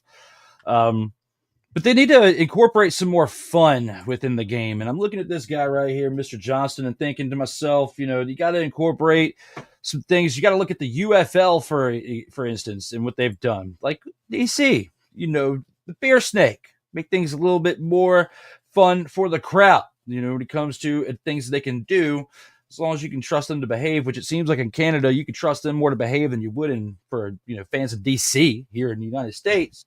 So looking at that for what it is, I gotta at least give that suggestion right there to attract the younger crowd. Of course, people want to play beer drinking games, and a beer drinking game that includes the beer snake. You're doing your best with incorporating talents from other genres, like with music and hip hop and Snoop Dogg. That was a good move. I like that. Of course, with you talking about that a couple weeks ago and bringing it back up today, that's also great to bring in more eyes. But like you said, once halftime's over, people start panning out because they don't really give an expletive about the rest of the game. They got what they wanted to see, and that was the entertainment at halftime. They got to think of some things that are really going to compel it. Now, one thing that has happened near where I live, and you being a fan of baseball too, I know you've heard of the Cosmic Baseball and the Tri-City Chili Peppers. And if not, I'm going to introduce you to it because it's turning my hometown into something that's going to be on the map here very soon.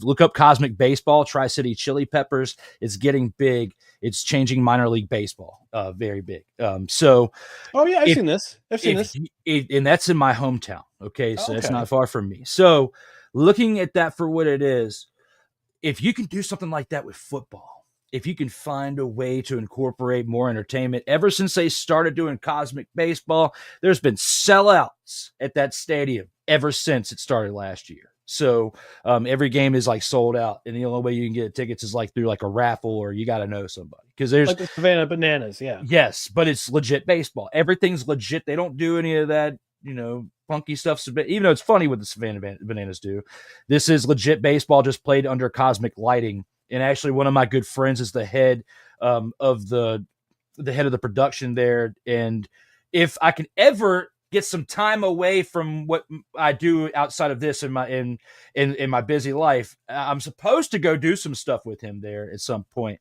But every time he asks me, I already have a commitment or I'm at work. Like, it's wild. But anyway, back to the story. Yeah. If you can find a way to do something like that with football, even though it's tough, because I know probably with all those lights and the cosmic, it would be tough to play football in that setting. It's just, when I'm thinking of creative ways to spice it up, maybe one cosmic night or something within their home games, each team does it. So you have multiple opportunities to attract more fans, and you try it one season, you see how it does. And if the players can adapt to playing in that way, because it's different. You got to have a different color ball, of course, to be able to see, to be able to reflect with the lights. That's how they do that in baseball. So if you have that here, I feel like that would be something that could revolutionize the CFL and bring back an aging league that's been on the decline for quite some time. I got two quick things real quick before we go to the next topic for Gridiron Scoop. So Stuart Johnson is a TV guy. I believe he was at TSN before he became the commissioner of the CFL. I think he wants to try to find a way and try to convince those who are who have been in the league for a long time, who have said to previous commissioners, well, this is the way it's always been. Kind of buck that trend. Like, we need a maverick as a commissioner of the CFL. We need somebody to kind of do things a little bit that's a little bit more innovative, a little more in that regard. Another thing is that the CFL contract with TSN, who broadcasts, and RDS, who broadcasts the CFL in Canada, and makes it and goes on CFL Plus, and their contract with the CFL ends in 2026, and it's worth $50 million annually. Now, one of the things I wanted to do was my platform for CFL commissioner, if it came to that. Unfortunately, I wasn't chosen. I just didn't work out. But one of the things I would have proposed is a bidding war. I want a bidding war with not only TSN, but I also want it with Rogers Sportsnet. I also want it with CBC in the United States. I want one with ESPN, CBS Sports, Vice Sports, YouTube. I want to get eyes in the league. I also want to increase revenue.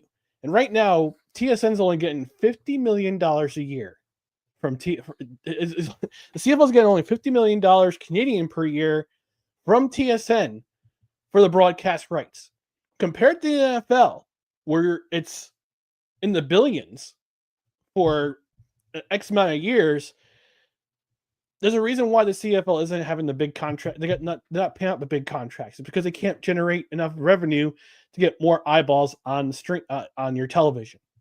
So I think once 2026 comes around, and then the season's done, I think you're going to see Stuart Johnson again being a Maverick and shopping this league around to not only Canadian TV buyers like Bell, Rogers, CBC, but also to American audiences like CBS and ESPN and other outlets. And you got to bring in more money. You got to bring in the ability to promote your players and pay those players well to promote your league.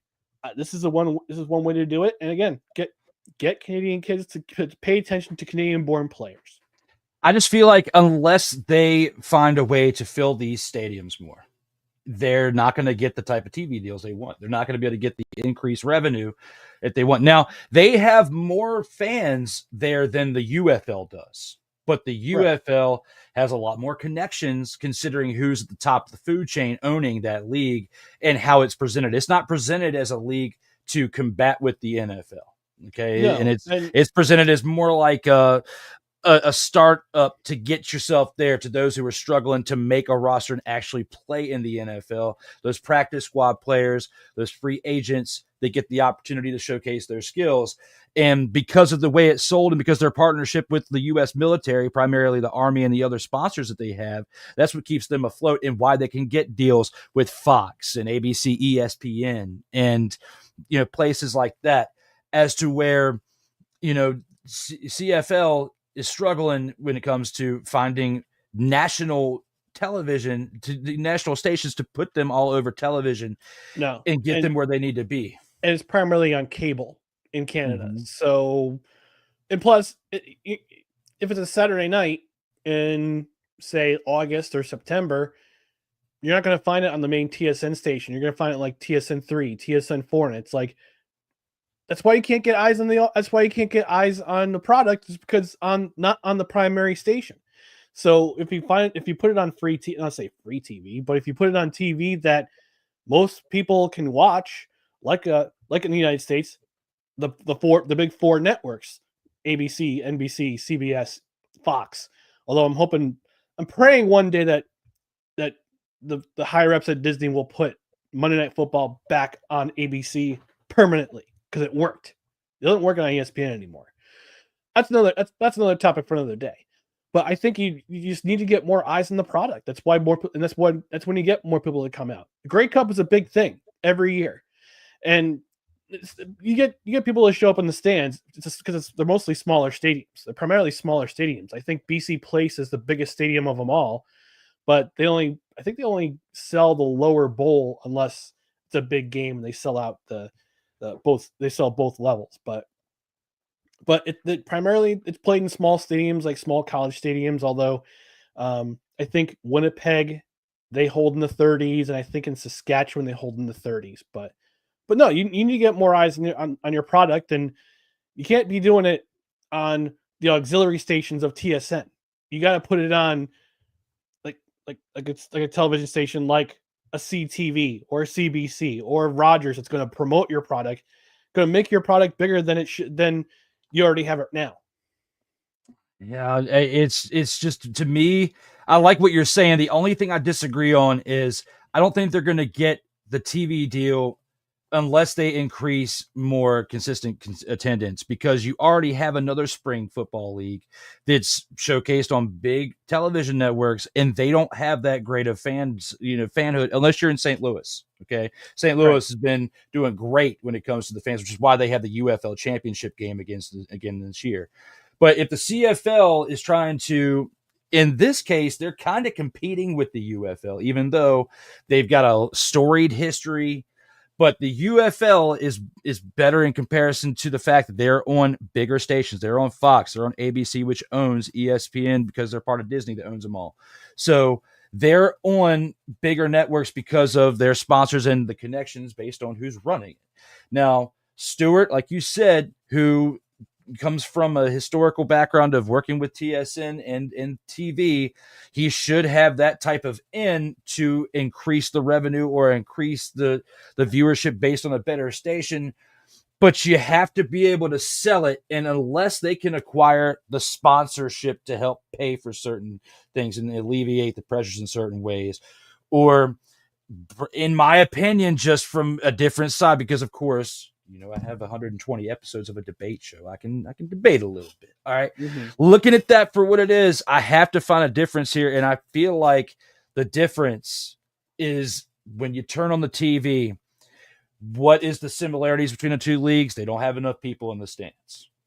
You have different rules. And of course, it's 3 downs for a first down instead of 4, like the other 2 leagues that are primarily on TV around the year, and different rules, which make it interesting. But they're interesting to the older heads of the generation.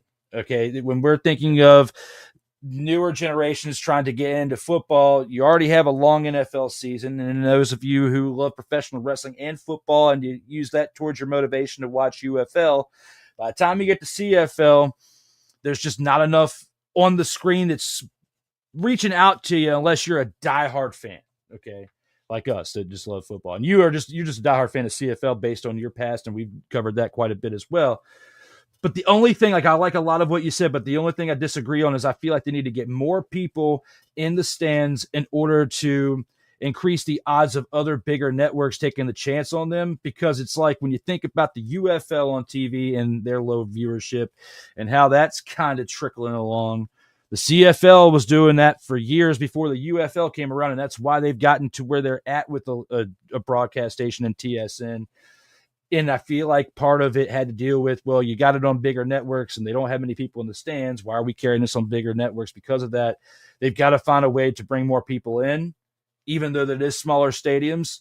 And I feel like they have to, by doing things in between downs, in between plays, or changing the style of their production to be more attractive to the younger generation. But other than that, you hit every nail on the head, and I love what you said, but that's the only thing I just personally disagreed with. But with that being said, to keep things moving along, let us know here in the comments what you guys think about that. And we're going to take this on into the next topic, the last topic here of the Gridiron Scoop. That topic is this. Currently, Kirk Cousins' salary and no trade clause stand in the way of any transaction to be made. Do you believe a deal will be made before the start of the 2025 season? And who could legitimately be a front runner for his services? I'm gonna say no. It's gonna be tough because I think every team who's a front runner, they have a quarterback that they can take him to that level, to a postseason. Now, if something disastrous were to happen in the interim after the season begins, the trade deadline is a short window for the trade deadline. So you got to make your move. And I'll give you an example of this. 2023, my New York Jets, 4 plays in. Guess who goes down? Aaron Rodgers. Guess who has to carry the team the rest of the season? Or supposedly. Zach Wilson.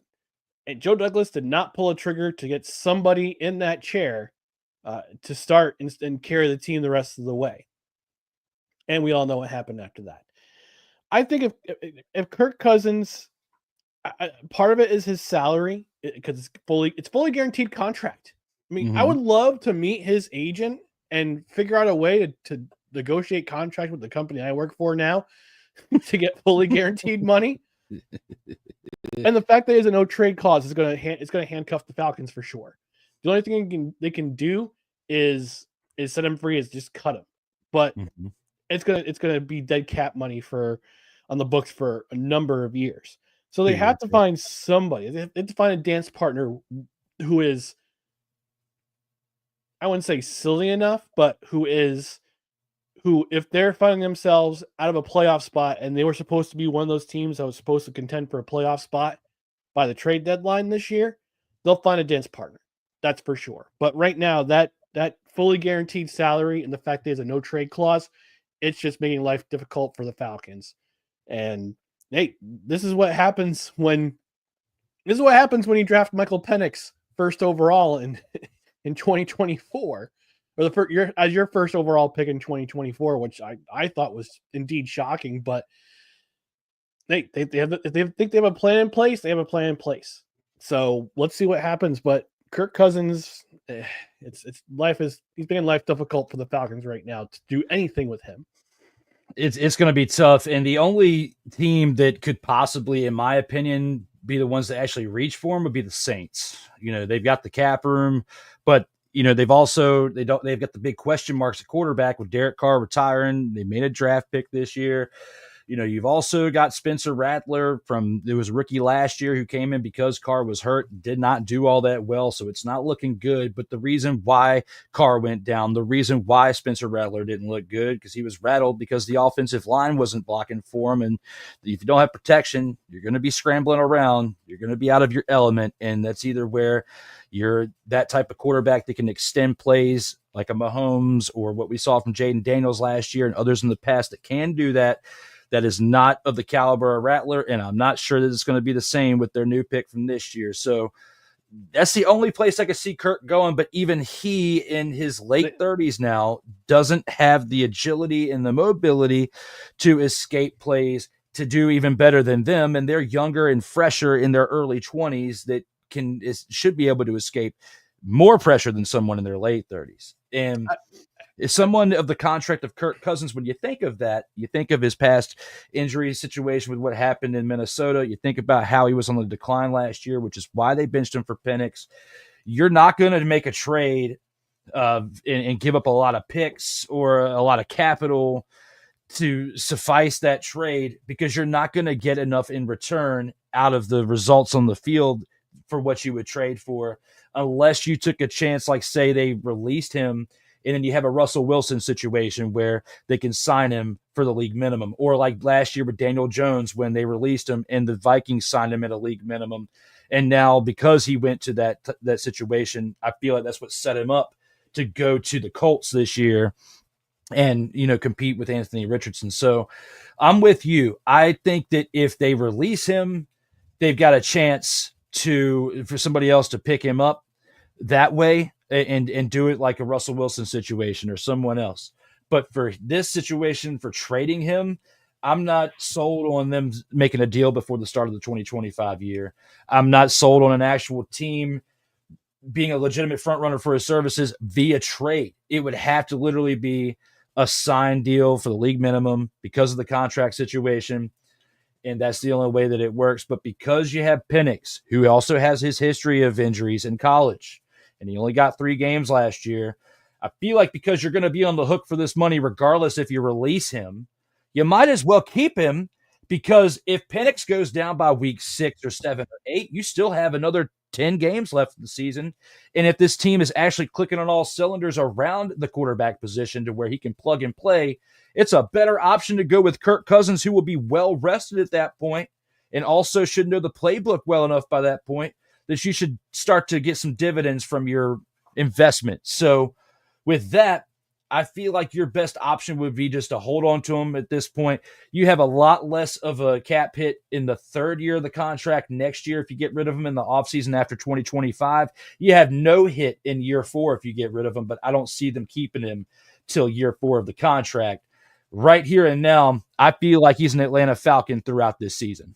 Yeah, and you said you were interesting that you said the Saints would be a trading partner, but Saints are kind of on a downswing this year, and I don't think the Saints would be willing to trade draft capital to a division rival. Yes, that's exactly. I set you up for that one. Yes, thank you for following it over. Yes, but yes, that's why I couldn't, because there's no other team. There's no the other 30 teams in the league. There's nobody else that really screams, I need quarterback like the Saints. They're in the division. You have to give up a lot for them. And unless you can sign him for the league minimum, like a situation with Russ, like last year, Daniel Jones or whatnot, that's the only way I see Kirk Cousins on another team this year. The Steelers had a chance. But they decided to hitch their wagon to Aaron Rodgers instead. I had to wait for him to get married. He was coming. That's what his personal stuff was. Married apparently. to himself? No, apparently some lady named Brittany. He got married. They were talking about on Pat McAfee earlier this week, so I was able to catch that. But I left that out of the Gridiron Scoop. I was like, we're not going to talk about that for 5 show us 10 pictures minutes. Show us pictures or it didn't happen, Aaron. Is her name Pamela? Now, when it comes to what could happen, let's bring up Nelson. Because right here and now, we have another segment to get to, which I hope can get a rise out of rhyme with what I got to say. And that is the Snowflake of the Week.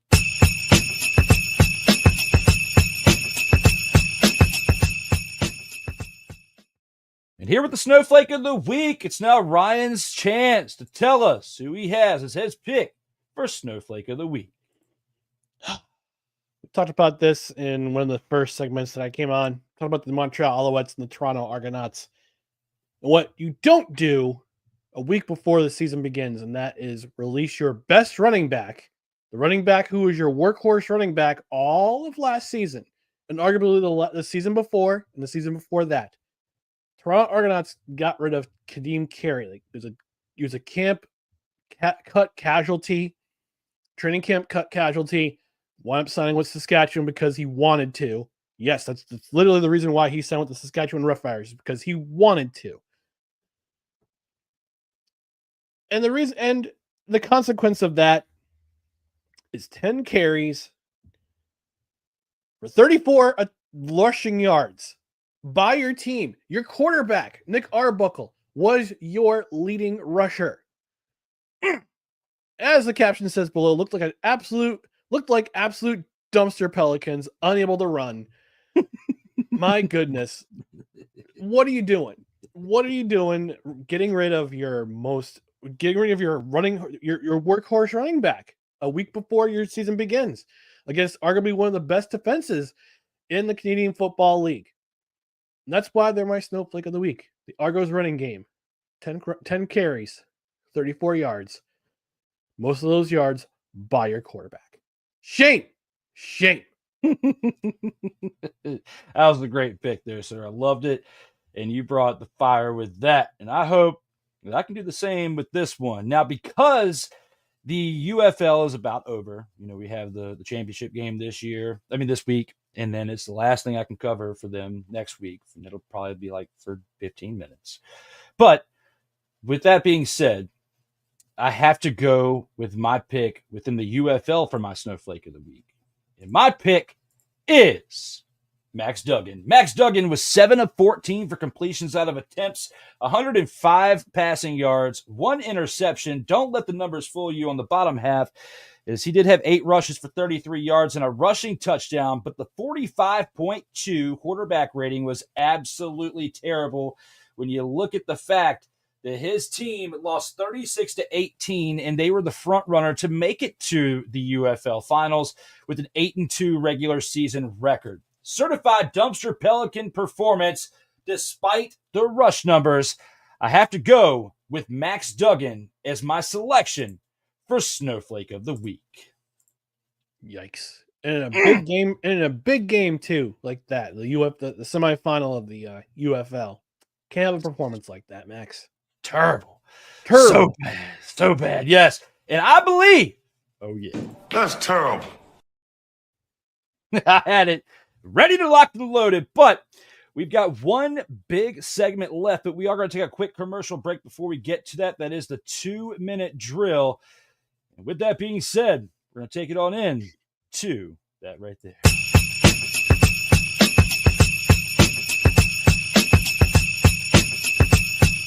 Later, the post game.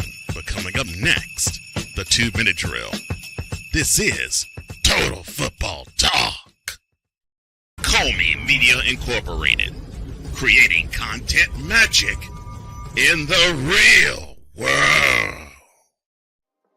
In a world where chronicles of the past are brought to the streams, whether the content is relatable or completely beyond your realm of life, there is no shadow of a doubt that this show is absolutely full of shenanigans. Get ready for D. Willie in the evening.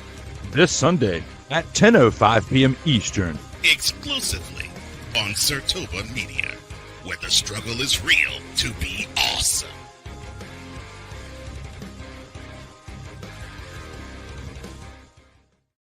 Hey, ladies and gentlemen. Hey, look. Hey, stop playing games. Y'all already know. Go ahead and toss him some Willie Bucks. Ain't nobody playing around. Hey, $sign D Willie 87. Go ahead and hit him up on the Cash App and go ahead and give him some Willie Bucks. Look at Drew looking stoic, ladies and gentlemen. Stoic on that $10 bill. So go ahead, slide my man over some Willie Bucks, and we good. That's all I'm saying. We good. How about some Willie Bucks? Sartoba Media, where the struggle is real to be awesome. Oh, yes. The tradition, the pageantry, the spectacle, the history, the slut. Wait. I gotta rep my brother's stuff right. All my DMV soldiers, stand up! And welcome to the Commander's Gridiron Report. If you want your commanders to be repped right, well, D. Willie is your man. Commander's Gridiron Report.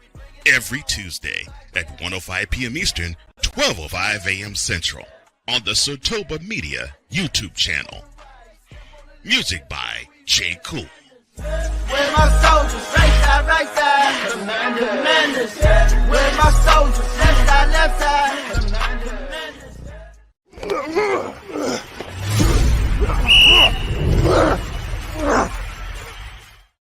We are now back for episode 88 of Total Football Talk. As we've been talking about the CFL for the most of it, CFL commissioner looking to revitalize the league as we are live right now. When it comes to this, we've got plenty of things to discuss within the 2-minute drill. I am back with returning legend Ryan McCarthy, the brewmaster, here to brew us up a great part for this 2-minute drill that we're going to talk about.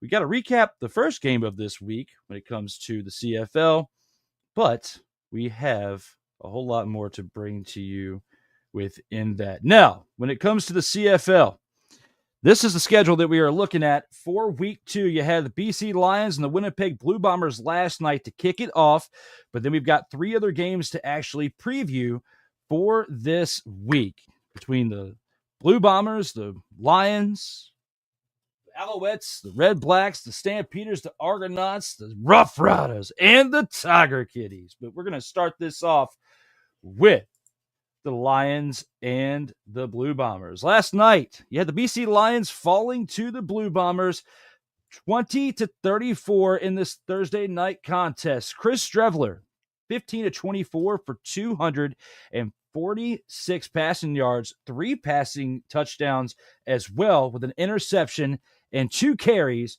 for 9 yards. Matthew Peterson, 23 carries on the day for 130 rushing yards and a touchdown. The Blue Bombers offense altogether, 201 rushing yards on 33 carries for the day. Absolutely great mixture of the run game here for the Blue Bombers. Carrick Wheatfall, 5 receptions, 127 reception yards, and a touchdown, along with Nick Dembski's 4 receptions for 53 receiving yards and 2 touchdowns in the air. Tony Jones on the other side of the ball for their defense, 10 tackles, along with Marquise Bridges' 2 interceptions. Sergio Castillo was 2 of 3 for field goals with 9 points, but not bad for a Blue Bombers team that just had the week 1 bye coming off of that. An extended offseason, as you could say. But Nathan Rourke for the Lions, he was 27 of 36 for 324 yards, a touchdown and an interception. Struggled in comparison to how he played in week 1. He has 6 carries for 58 yards as well and a rushing touchdown. James Butler, who also turned the tide after having a decent week 1 game, 10 carries for 27 rushing yards on the day. Had 5 receptions for 42 yards in the air, but he is a running back, not a primary receiver. So for that, I still got to say he struggled on the day in comparison to what he did in week 1. Keon Hatcher, though, had 4 receptions for 150 receiving yards and a touchdown, helped contribute to the team, but unfortunately wasn't enough to change the deficit of 14 points by the end of the game. Justin McGinnis was also big for the offense for a second straight week, 4 receptions for 58 receiving yards. But the Lions defense struggled as they only had 2 sacks on the day and an interception by Gary Peters. Sean White, highlight for the special teams, 2 of 2 on field goals for the day for 8 points. Looking back on this within the 2-minute drill there, Ryan, what are your thoughts for the Lions and Blue Bombers game last night? So I think people were talking last year about the demise of the Winnipeg Blue Bombers.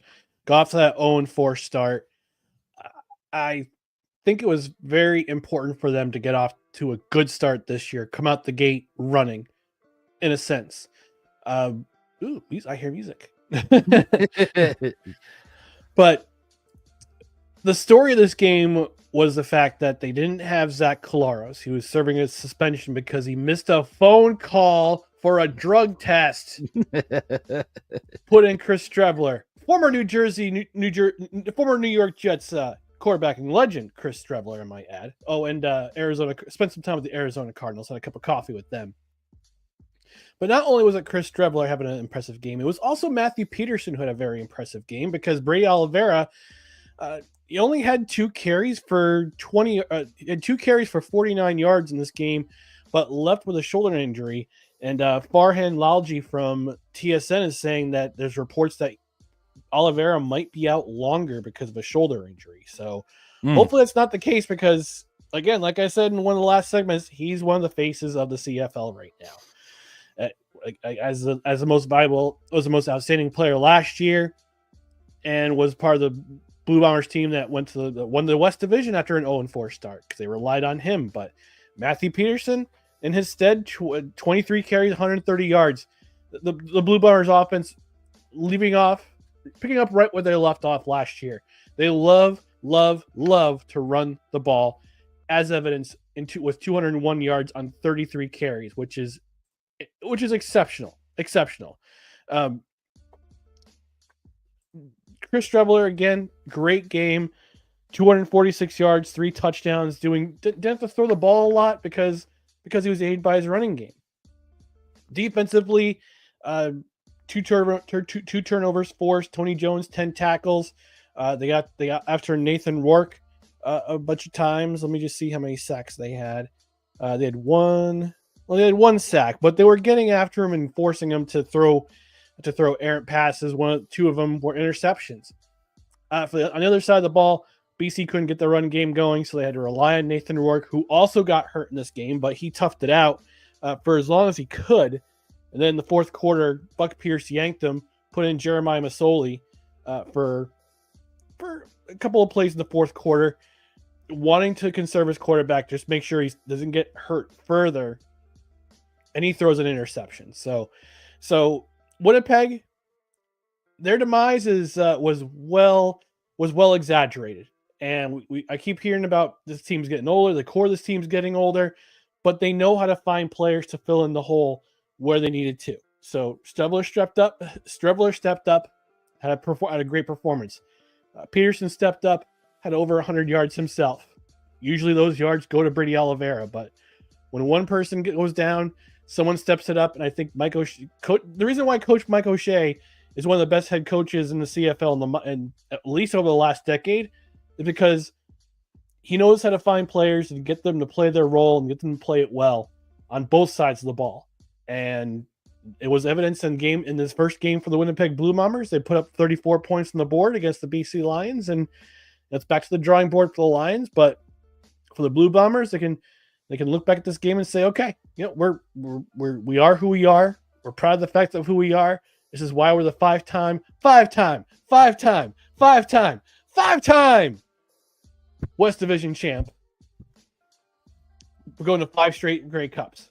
So yeah, it was just a typical performance in Winnipeg in front of their home crowd at Princess Auto Stadium, where it's a fortress there, and people stepped up when they needed to make the big play, got the big run. So congratulations to them; they deserve this win. Hey, if they can keep this up, if they can continue to play like they did in this game, they're going to have a pretty solid start to this year. And they did not do that last year when we first saw it. That's why I kind of threw some shade at them after a few weeks of watching them in 2024. But with this right here, the BC Lions, Winnipeg Blue Bombers, definitely great game for their rushing offense. It was definitely, like you said, exceptional. 201 rushing yards on 33 carries. It's not something to bat an eye at. So I absolutely loved it, and they mixed it up quite well. And luckily, the missed field goal by Sergio Castillo wasn't a difference maker. He's got to tighten that up, because there's going to be some games where they are decided by an extra point or field goal, whatever the case may be.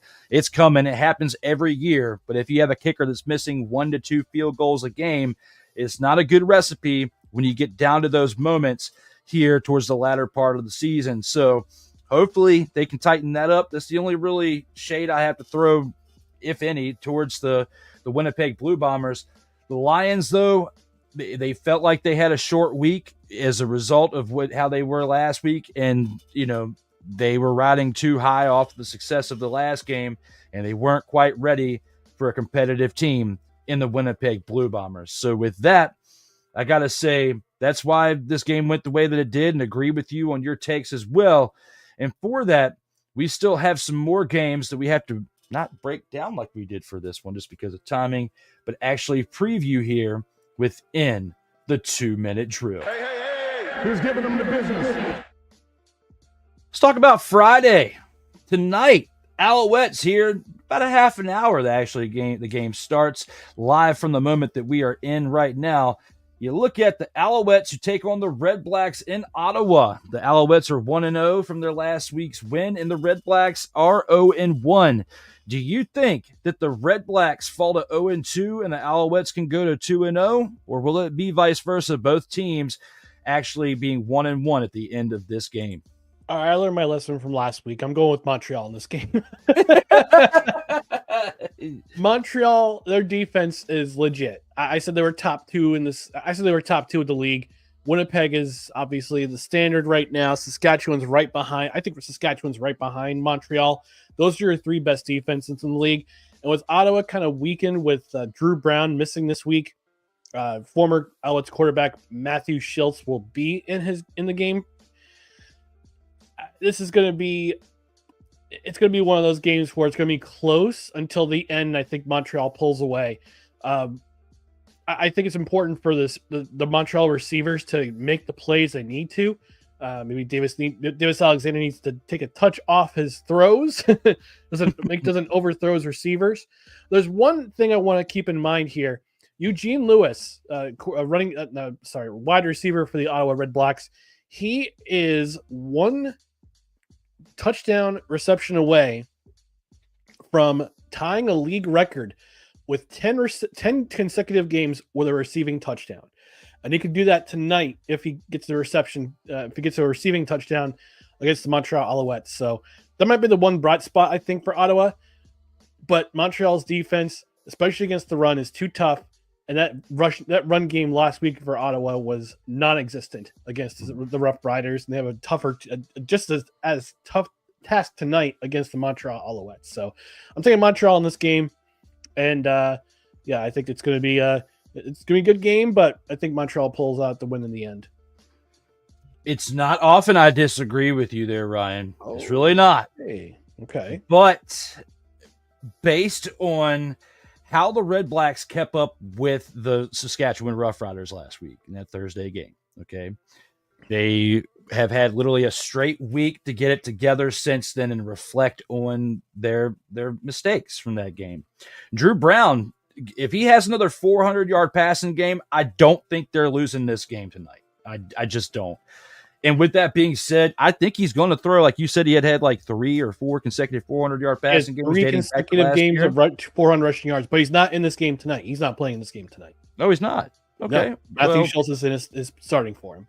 Well, now that you've told me that, I'm going to change my pick. I'm going to go with the Montreal Alouettes because I believed in Drew with the U Brown. I'm going to select him.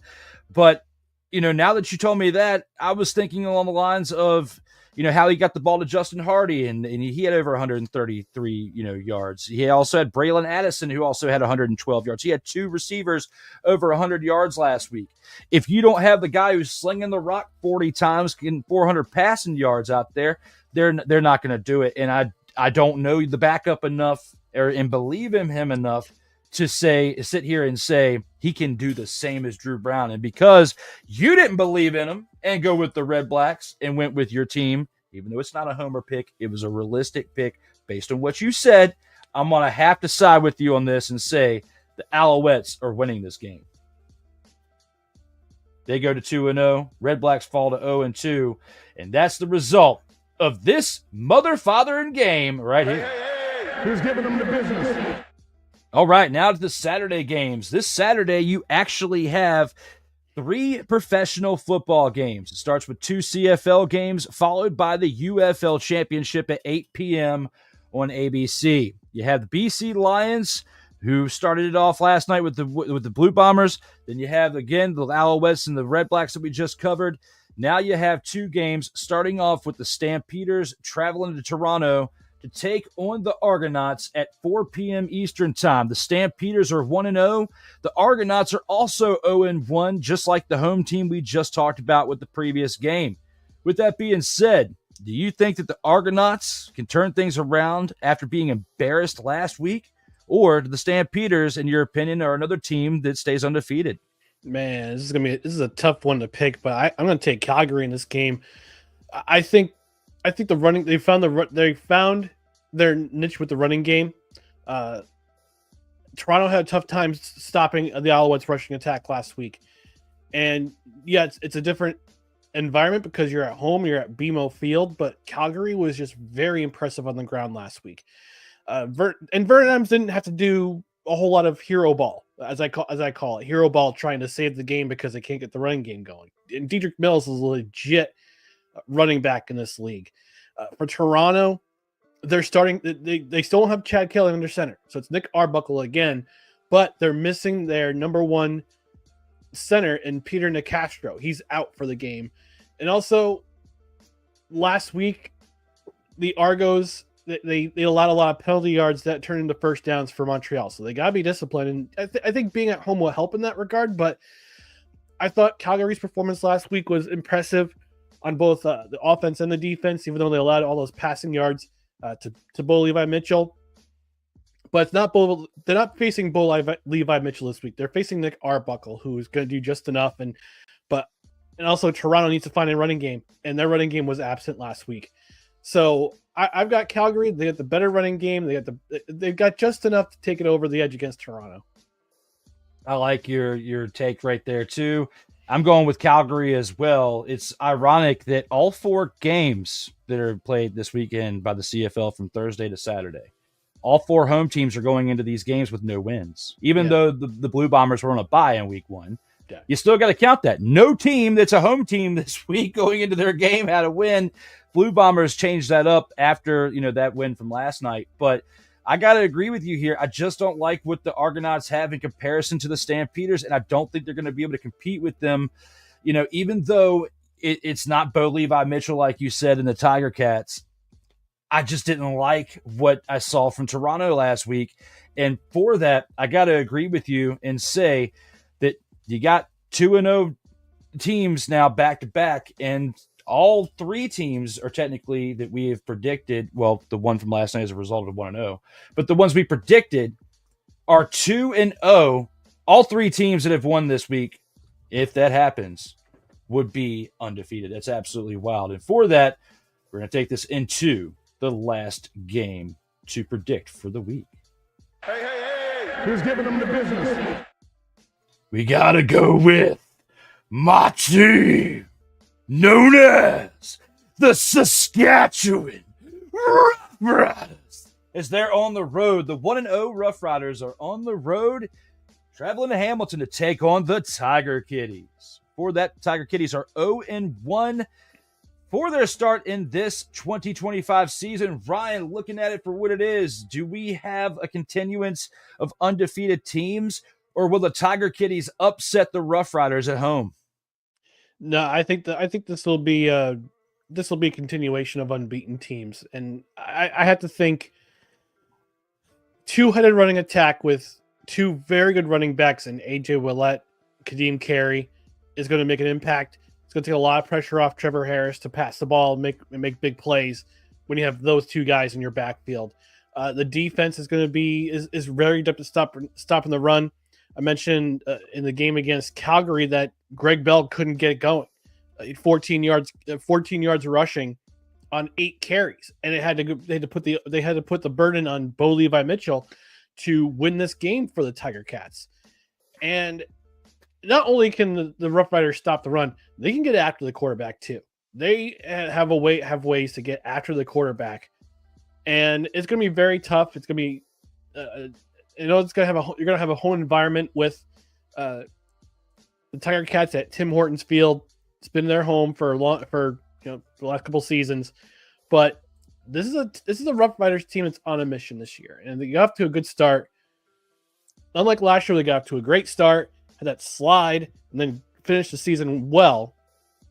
I think that the Rough Riders are out on a mission to try to be consistent for the entire season. And yes, it's against two Eastern teams, but once that Western schedule hits, it's going to be the games are going to get tougher. But I think they're going to try to learn very quickly that we've got what it takes to win the Grey Cup this year. And it will be hilarious if we won it in Winnipeg, because considering it's their rival. But I just think Saskatchewan is too balanced. They have too balanced of an offensive attack, and they're very good against the run and against the pass and get it to the quarterback. I think the Tiger Cats will, like last week, they'll start off slow and they'll try to keep it respectable. But I've got Saskatchewan this game going away. I love everything you said. I can't disagree with that at all, even though sometimes for the sake of debate, like I do with my other program, whenever I can get it back up, I love to throw something out there. Yes, ding, with that in the honor of Kyle Nash right there. But I've got to say, I agree with you. I think all 4 teams that win this week are going to still be undefeated, and it'll make things interesting, of course, going into week 3. But based on what we saw from the Tiger Kitties, they have not changed much. We talked about it before. They need to establish a run game. And when you have a quarterback, no matter who's up there, slinging it 40, 50 times in a game, it's the recipe for disaster at some point. Even though the game wasn't as ugly on paper as it looked like it kind of was when you look at the fact that they have no run game.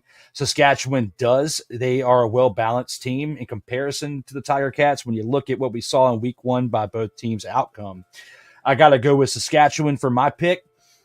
And this is a week for week 2 where we have the Edmonton Elks on bye. So they will not have to deal with any type of heartbreak like the Tiger Cats will this week. And for that, that basically completes our 2-minute drill of what we had for the 4 games to discuss, the 1 to review and the 2 or the 3 to recap.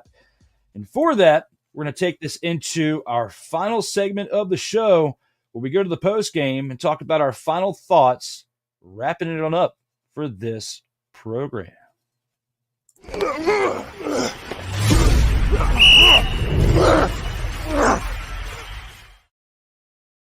Total football talk.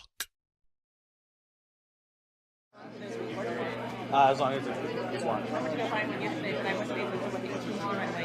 That's great. I love it. As stated before, this is the time where we get our final thought within the game of football, within sports, within life, whatever we want to get on out of here in our final moments. And for that, I would give the floor to Mr. McCarthy. All right. So I'm going to deviate away from football for my final thoughts here. Nice. Yeah. Why not? Let's mix it up a little bit. Variety's the spice of life. Let's talk about the NHL. Let's talk about the Stanley Cup Final. If you haven't been watching the Stanley Cup Final, this year's Stanley Cup Final, you are missing out. You could be a casual hockey fan. You could be a hardcore hockey fan. It could be somebody who just watches the Stanley Cup playoffs because my power rankings are Stanley Cup playoff, NFL playoffs, MLB playoffs, somewhere down here towards the floor, NBA playoffs, because I couldn't care about them.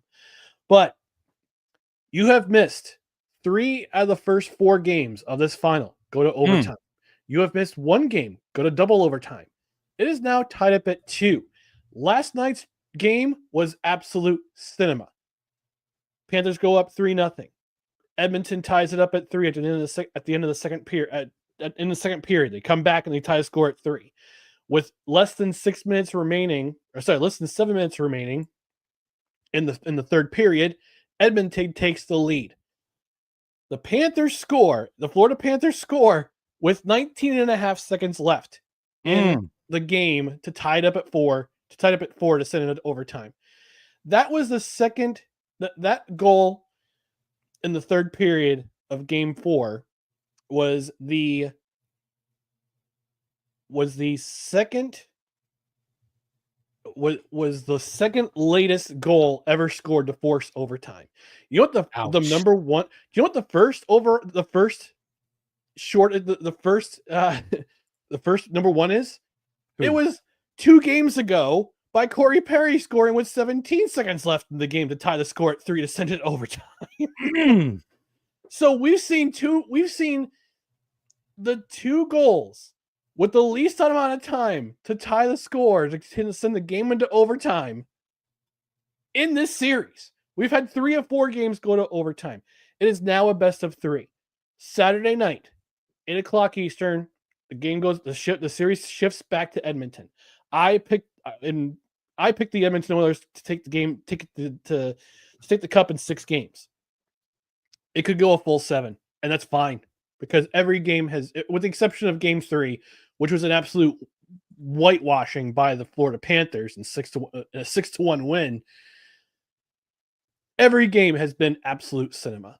And if you're not watching the Stanley Cup Final, you are missing out. So I encourage you, in addition to your football viewing this weekend, whether it be the CFL, the UFL, Arena Football 1, which is what I'll be paying attention to because my Albany Firebirds are going for 10-0 to end the regular season.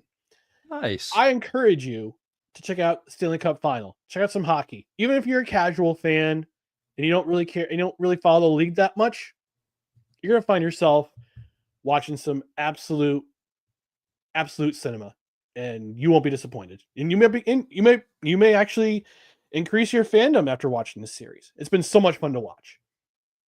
Well, you sold me on it because I've never really been a huge fan of arena football. I've seen some live stuff because we used to have a team in Richmond here in Virginia that used to catch back in the day, but it's been a long time since we've had a team here. So since then I kind of fell off and not really caring about arenas. It's similar to how you are with the UFL since you don't have an XFL team, since the XFL took your team away when they merged, but I digress. So I feel your pain on that, but you did sell me on it, along with a lot of other great things that you had to discuss within this episode. And I appreciate you, as always, for dropping in and taking this time to discuss CFL with me and just football in general and going outside the lines with NHL definitely was big. And then even wrapping it up with the bow with the arena was pretty nice there, Brian. I like it. So very, very nice. You must be a good Christmas present wrapper. Not really. Damn. Well, I am. I'll show you a class. Shout out to my grandma, rest in peace, for teaching me back in the day because I can wrap a present. Now, when it comes to wrapping a present, putting a bow on it, I'm going to step outside football myself for postgame. And, we've got professional wrestling that we had this past week. You look at Money in the Bank and R-Truth. Got Ron Killings finally we got Ron Killings in WWE after what he did with TNA back in the day. You know, he was world champion quality back then, and they were even booking him in world heavyweight championship matches when he first came back to WWE. Vince completely dropped the ball. We are finally seeing 15 years later what we should have seen from Ron Killings 15 years ago, and how his career could be much different had that been the case. We all love the R-Truth character, but I think when it comes to how this Ron Killings character is going to play out in WWE, it's going to be big for him because he'll actually be able to carry on with that persona when he leaves. If he ever decides to do like the indie circuit again and tour around with that, he'll actually have some clout within that character again to where he was able to revitalize it. For professional wrestling, because I haven't had a chance to get up with Corey on an episode again since about right when we previewed WrestleMania, I wanted to make sure I got that out and got that on video here because I'm very, very, very was happy when I saw that last week because I've been waiting for that character to come to WWE for literally the last decade and a half since he did what he did in NWA and TNA, literally 20 years ago, moving on up within the 2000s in TNA. So absolutely big for them to bring that character in, and hopefully they don't drop the ball with that. That's my outside of NFL or UFL CFL news. I do have one more thing that I want to drop in, and that is a reminder that this Sunday night, 9:05 p.m. Eastern time, the shenanigans are back for episode 35 of D. Willie in the Evening. Not enough disinfectant for that. This story is going to be epic. I lived it, was there, saw it, and yes, those were the words out of my mouth. I will definitely be bringing this to a different light. If you like the Firefly Funhouse, if you like Bray Wyatt, I've got an idea if I have enough time to pull it off before the episode. If not, just editing is going to have to come into play for it because it's going to be a true story, but I'm going to put a twist on it. It's going to be inspired by someone that Corey and I both, are fans of. Rest in peace to Bray Wyatt, but this will definitely be inspired by the Firefly Funhouse. If I have enough time to do what I want to do and set the garage up the way that I want to before we get to Sunday. But a lot has to fall into place. We'll see if that happens. But just as a reminder, that will be taking place Sunday night, 9:05 p.m. Eastern time. It will be live. You can join in the comments and bring the fire if you want to. I won't be bringing that hair, but I'll be bringing something similar, as it'll be about 25% of what that was. Now, with that being said, this has been an epic edition of Total Football Talk number 88. We talked a lot of CFL. I talked a little UFL, and we talked a little bit of everything towards the end. Before we get on out of here, got some housekeeping for you guys. I want to remind you that you can find Ryan personally at these main platforms right here between Facebook, Instagram. I got to update that one grab. That shows you how old this is. This is from you got to update that photo too, man. That's 60 pounds. I'm 60 pounds lighter. I knew you were going to say something about that. My bad. I just didn't have enough time to bring that. This is in a folder on my hard drive. I didn't have a chance to go back. No, it's all good, man. It's all good. No, I'm just joshing you. But most importantly, even though I got to update the picture, I got to update the fact there's a different symbol with that Twitter now. It's an X.